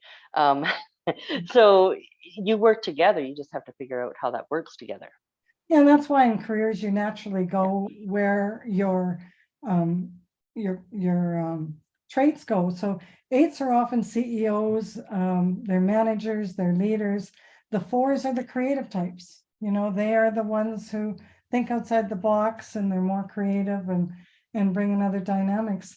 So in businesses, you really need all 9 types for a successful business, right? Any other comments? Yes. Thank you for your comments. I find this fascinating because my husband is an 8. And when I first met him, we were working together in corporate, and I couldn't stand him because I thought he was this egotistical jerk. But it was just his confidence that he had. And once I learned that, oh, that was confidence, it wasn't ego. And he made a fantastic leader, because they are the ones that get shit done. Like, these are the people that get shit done, because they make decisions quickly, and they follow through, and they just do. Like, and it's amazing to watch. And yes, they have high energy. He actually got told when he started at the plant to slow down, because he ran everywhere. He didn't walk. And he was like, and other guys were saying, you're making us look bad because you're running. It's like, Stop energy, running. right? Yeah. They have so much energy, 8s. It's amazing. At one of my trainings, there was a priest who is a 8 asserter, and he said, you know, in managing himself, he said he came to realize that it would start this energy in, and it would start to come up, and he said, before I managed my energy, it was like I'm a big locomotive when I'm going down the train track, and all of a sudden there's a car on the track right in front of me. But I'm this big locomotive and I can't stop. And so he said it was in learning to manage that. For 8s, it's important breath to breathe that, all types, but for 8s to breathe that energy when the energy is going to get out of control, when you're going to say something you may not mean or be sorry for later, or you want to soften, that's when you start to breathe it back down. And your beautiful leadership qualities come out, and people respect you. Respect is huge for 8s. Very, very Well, I also find, which I still struggle with and I work with, is when you get into a fast demand or a high, like a crisis or something, people are on step 1. I'm already on step 10. And you're like, come on, step 10 here, people, let's go. But that is just, yeah, like people are like way behind you, where you're already on step 10 and you're already solving the problem. Yeah. And you know, that's where the personality conflicts come up in businesses and whatnot. You know, the 9 peace seekers, which are going to do next, are slower paced, right? They like life like this. So if they got an 8 behind them going like this, the 9s just get really stubborn. Don't push me. So when in business, when you learn all 9 types, there's Enneagram in business, there's leadership styles, there's how to deal with conflicts. And this is such a dynamic program that gives so much information. You can study it. I've been studying this since 2005, and I'm still learning stuff. I just love it so much. Any other comments? Anybody else? I'm just going to read you what Felicia wrote in the comments in the chat. LOL, I'm the 8 behind my 9 husband. Okay, Felicia, we're going to do the 9 and then we want to hear from you. That's good. You can put comments in there. All right, let's go to the 9. So sorry about this slide. I've tried to find this slide again. It's kind of fuzzy, but I can't find it where I found it originally. So as 9s are harmonizers. I can see all sides to every issue. I avoid conflict and want a comfortable solution. I have difficulty saying no and can get resentful later for agreeing to something that I don't want to do. I am ambivalent and unsure about my own needs and wants. It is much easier to go along with others than to rock the boat. Now, remember, many of these are before awareness, before consciousness, before growth. So the fundamental need for the 9 is to go with the flow, keep the peace, avoid conflict at all costs. And their gifts are that they're peaceful, relaxed, easygoing, they're peacemakers, accepting. They focus on harmony. They avoid conflict. They like routine. They like their comfort, resist change, natural negotiators, easygoing, mellow, often lets others lead, goes along with others, isn't pushy or threatening when getting things done, likable, nice, pleasing personality. Challenges. They have difficulty making decisions and deciding priorities, and that's what makes them procrastinate. They get sidetracked, don't pay attention to their own agenda or needs, suppress anger. They have passive aggressiveness. So by that we mean they'll go along to get along. My ex-husband he is a 9 personality. And I'd plan a holiday. So are you okay with this? We're going to do this. We're going to do that. Yep. And we go along and all of a sudden he just wouldn't be there, or he changed the program, or he wouldn't tell me he wasn't going to do it.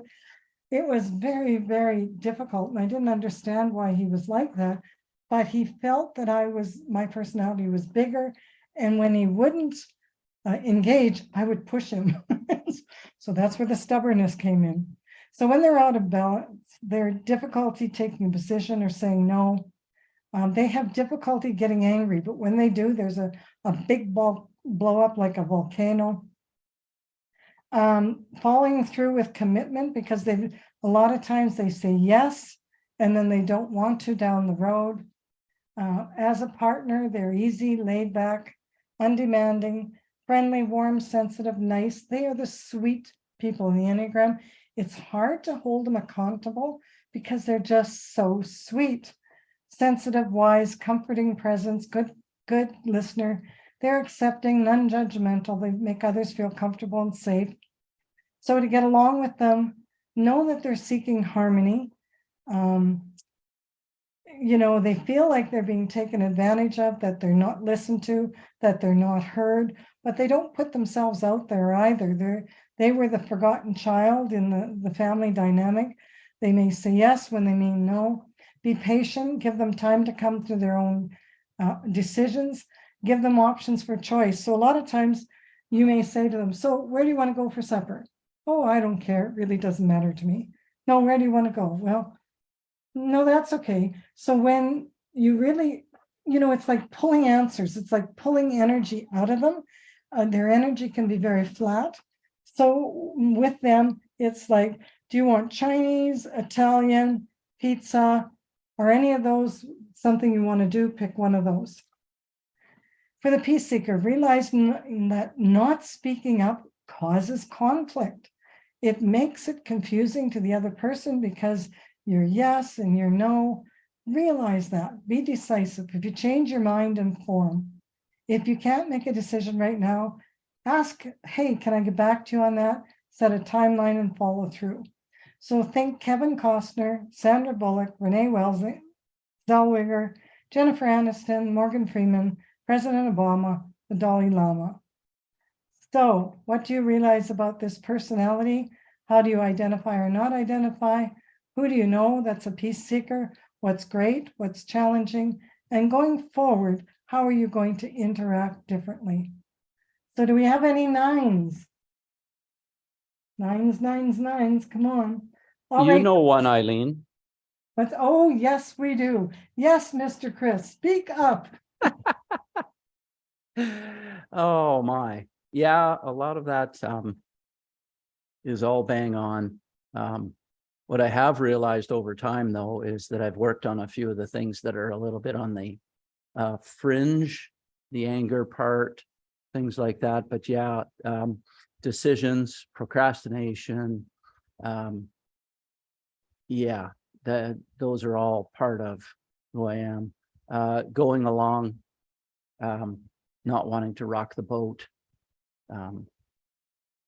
all of those things, but also at the same time, part of being a 9 and being able to do that is what I've learned is that it gives us a really good perspective on a lot of the other personality styles.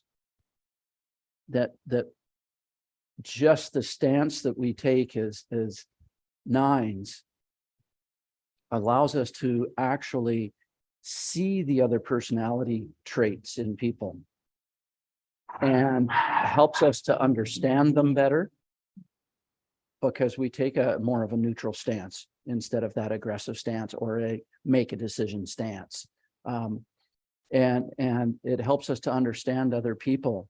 Once we realize who we are, it help us to understand who other people are and what their traits are.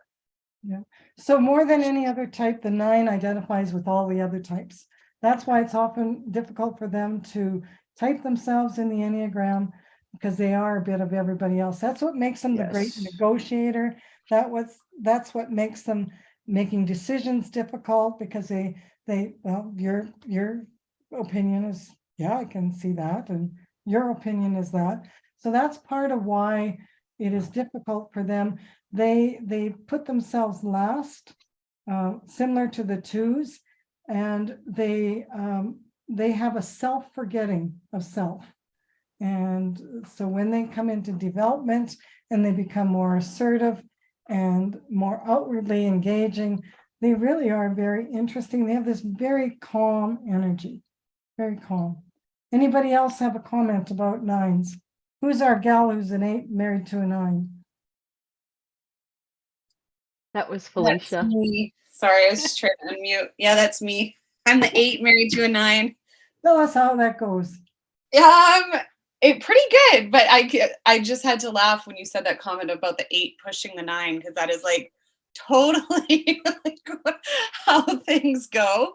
But he also kind of levels me out a little bit in my aggressiveness, I guess, as an 8. And then I also push him to be more assertive and direct as a 9. So I think it's kind of a good dynamic. Yeah. Before development, like I used to say with my husband, it was like Jello coming down the wall. I got it. No, slips through my fingers. I don't know what's going on. So for the 9s, when they begin to develop and they're very interesting, and they bring the really peaceful energy, the soft energy, the nice, friendly energy of the Enneagram. Any other comments of the 9s? Jane also is a 9, and I'm not sure if she wants to weigh in here.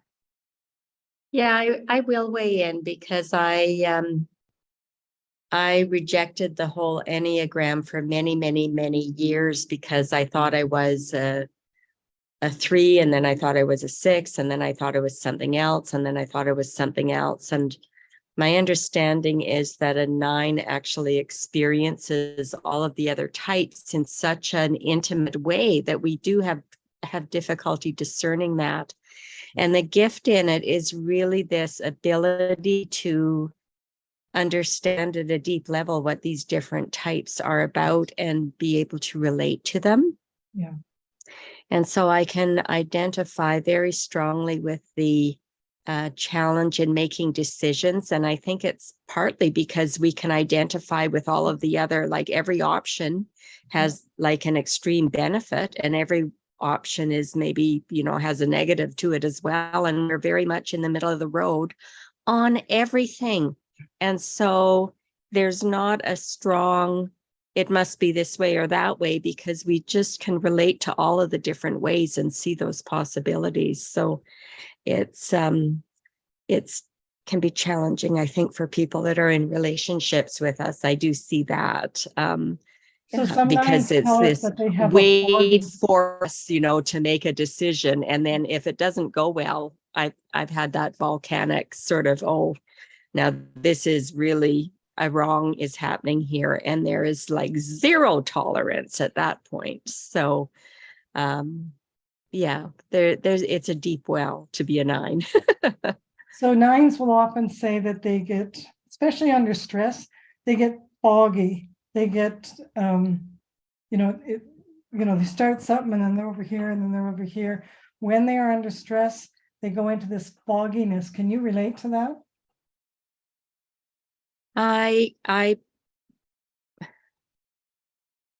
Yeah, I can relate to that. And like this, if there's overwhelm, Yeah. If there's overwhelm, there's like an inability to almost think. It's like you can't hear anything.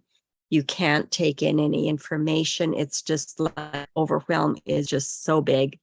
And so, direct experiences with some of the other types, like, for example, the huge energy of an 8, which has a very almost arbitrary right and wrongness about how things are, and this very quick decision making.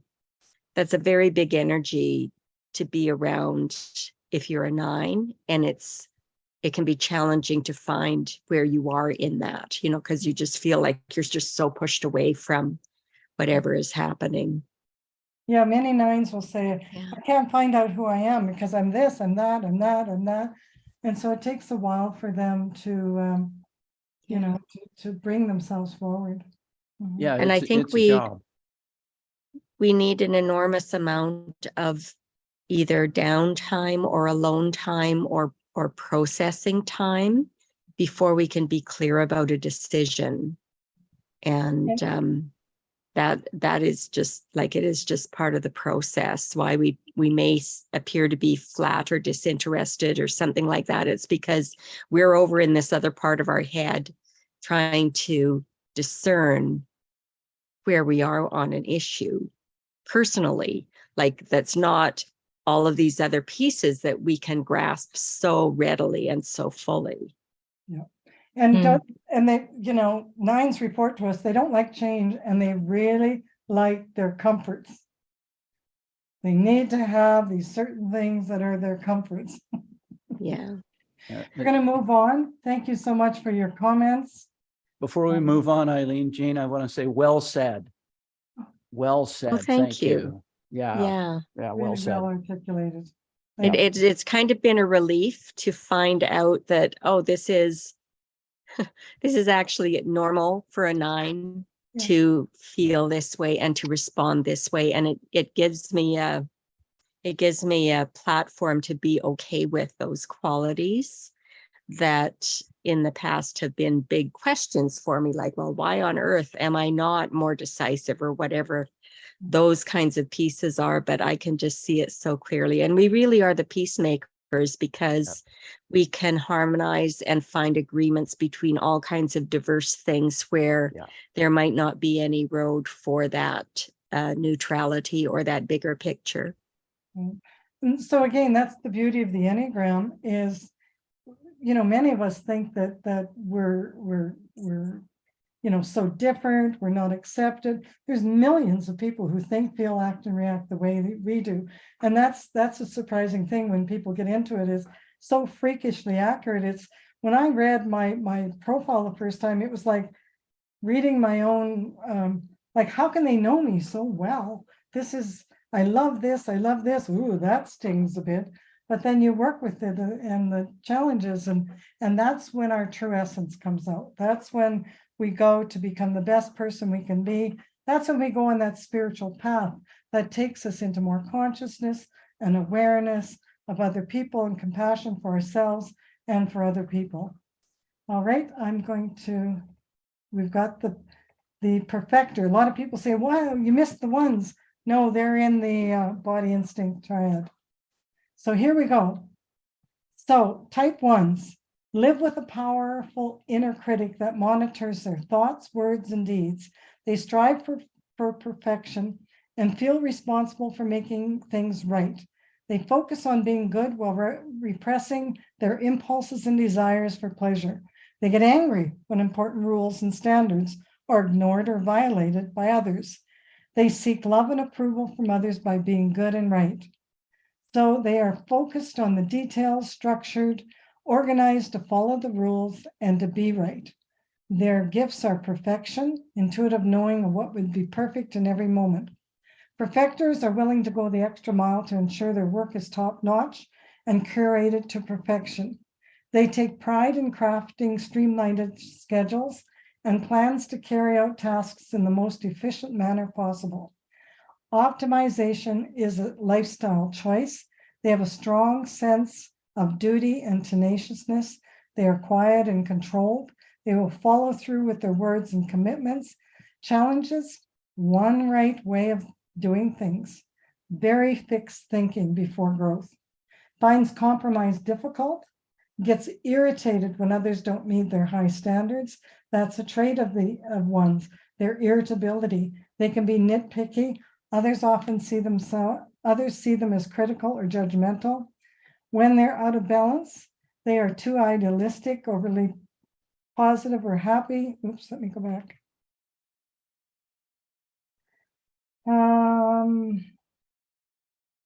This is wrong. That statement, I don't know how that is. So when they are out of balance, they get really nitpicky. They need to be right. They're cranky, and they get more and more into the fixed thinking of right and wrong. In their relationship style, I can mark that down.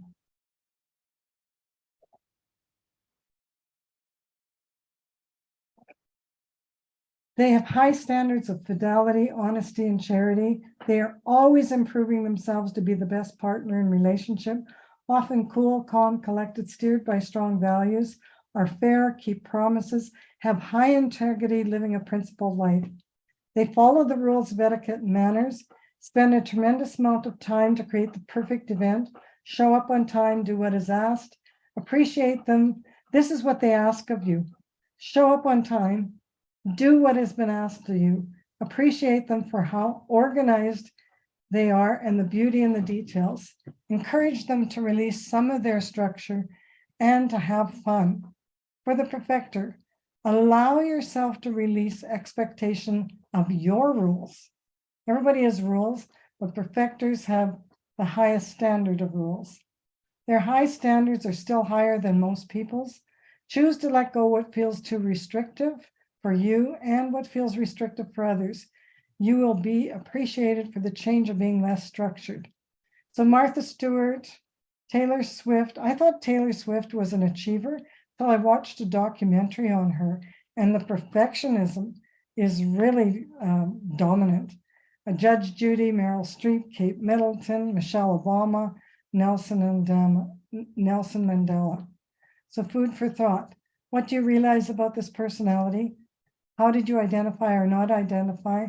Who do you know is a one perfecter? What's great? What's challenging? And how might you deal with them differently?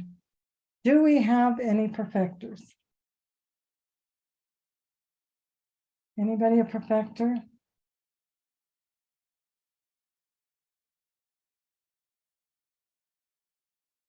So Martha Stewart's a very good example. When she had her show, she would, people said she was just so difficult to work with, amazing details, created very beautiful things. If you watch her now, she has gone to her path of development of the 7. She's much more laid back. She's much more fun. She's less structured. She is She's let go of some of the nitpicky things. Anybody want to comment on ones? I think we can all say that we probably all know a 1. Yeah.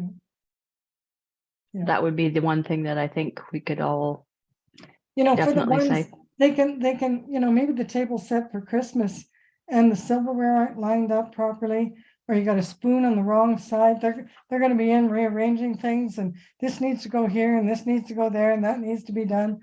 They have an orderly life. Amanda, yes, please. So we have a sister that I'm pretty sure is a 1. And I was just kind of reflecting on the level of anxiousness that would come along with all of those traits. She's very dependable. She always has a plan, like but there's a level of anxiety that's there too, that goes along with all of that. So is that level of anxiety just due to like perhaps not doing that personal growth yet? Yeah, the ones have they have this inner critic that's 24/7, that's talking to them in their head all the time. You're not doing it right. You're not trying hard enough. You can do better. There's this critic, and it comes from their childhood. Maybe they had a parent who thought, that by being critical with them, that would make them better or make life easier.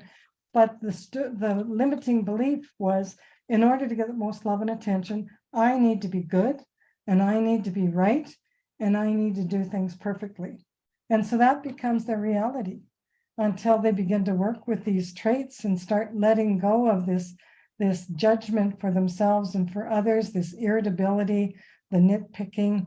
It's difficult. Yeah, it's because they're often not very popular with other people. And that's stressful too. Do you have a comment on that, Allie? Allie has her hand up. Yeah, go ahead, Allie. I was just thinking on that too. I'm the other sister. I know sometimes when people do compliment her, she says she hears it, but she doesn't really believe it. And sometimes she feels like she's got like imposter syndrome. Like she looks like she's got her stuff together, but inside she doesn't feel like she does. Is that still sound like a 1? Yeah, it can be. Yep. Yeah. Never good enough for themselves, their self-worth. It's a struggle for them. It's a struggle. I had a friend who was the ultimate cook and entertainer, and she put on this absolutely beautiful meal. And the next morning she gets up, opens the microwave, and there's a sauce or a gravy that was forgotten.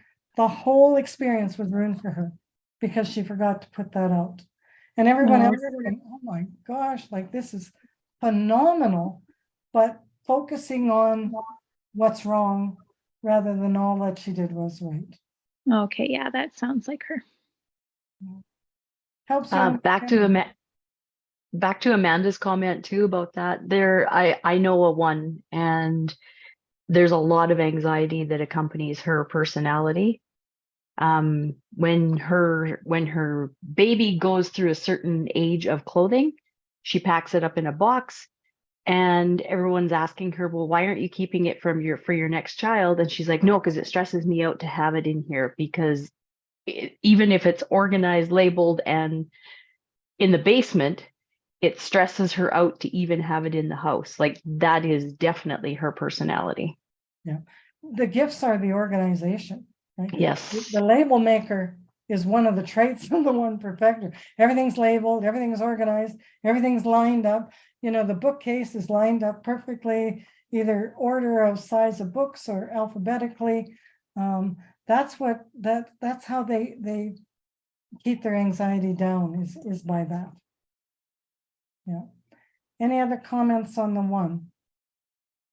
So after we are finished, I'm going to go back and I'm going to keep going and go back and redo the first part, and then I'll splice it together. So if anyone wants to stay on and they missed the first part, I'll be doing that up to the beginning of the personality types, and I'd be grateful if some of you stayed on. Okay, so can you see these 3 types in action? The body types, they filter the world through intelligence of physical sensation. They get what they need by acting directly or indirectly. Life seems a struggle. They use personal power to win and survive. Their strategies are to stay in control. Anger is the underlying emotion. I mean, the 8s will say to the rest of us, anger is a natural emotion. I don't know why everyone else is so afraid of it. The peace seekers say, what anger? I don't have any anger, until there's a volcano. And the perfectors sort of all the time, like, you know, the anger is just below the surface, but it's not right to be anger, so they don't want to show the anger. So what I have to offer you is I do personality readings, and I do them individually. I do them for couples. My bottom line, I believe, with the Enneagram, until you understand your own personality, how you feel loved, and how to be a loving partner, you will continue to struggle instead of leading a happier, juicier life. Personality readings are $97. If you go on to my website, it's on there. You will get a 25-page digital download where I've researched a lot about the personality, the full part of it, the wings, the path of development, the stress patterns, the relationship style, all of that. If you'd like a reading, and I do couples readings, I put couples together and I do readings for them. I recently counseled a couple where there was a challenge in the relationship, and I helped her to leave her husband, which she wanted. And he came back and he said, tell me what to do. I'll do anything you tell me. And he's an 8. And we went into 10 days of intensive counseling. They got into the Enneagram. They've never had such deep connected relationships. And I'm happy to say their relationship is happier and stronger than it's ever been. I love the Enneagram and what it can do. And I've got a program, Live Your Best Life. I will do a 3-week program on Live Your Best Life online. I'm going to start it June 27th. If I get enough people, I will run this program. It's $129. We're going to start June 27th. This is going to be similar to the Canmore one-day intensive that I did. And this is about vibrational energy, spiritual concepts, law of attraction, and manifesting. So if you are looking, I'll give you 100 examples of things that I've manifested. I hope you'll consider that. And I'd love to hear your feedback on what is beneficial. I will have a recording available. And now, Miss Tracy, tell us about your program and how you utilize the Enneagram and what you teach. Well, hello, everybody. As you can see, I'm a life coach. I'm certified with MRA, which is Mind Rebel Academy in Ontario, as well as being an emotional freedom coach, which is just a fancy way of saying that I use emotional freedom techniques, which is tapping.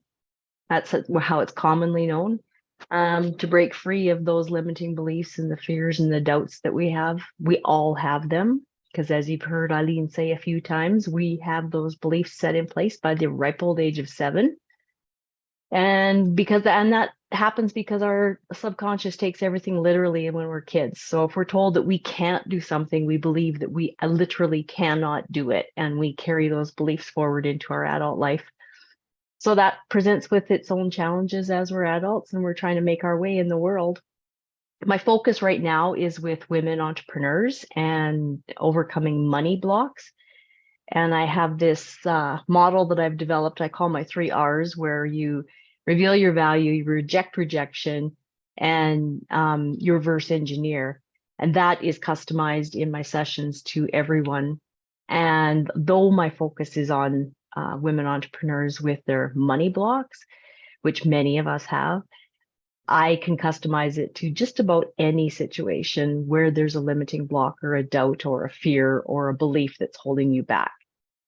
And it's become a little pet project and a passion of mine because I want women to know that it's not either or, it's and.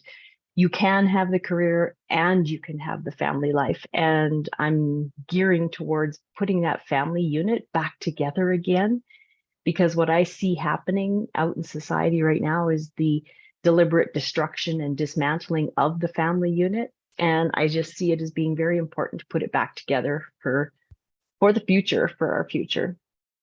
And yeah, and I have packages and I do them in 6, 10, or 15 sessions.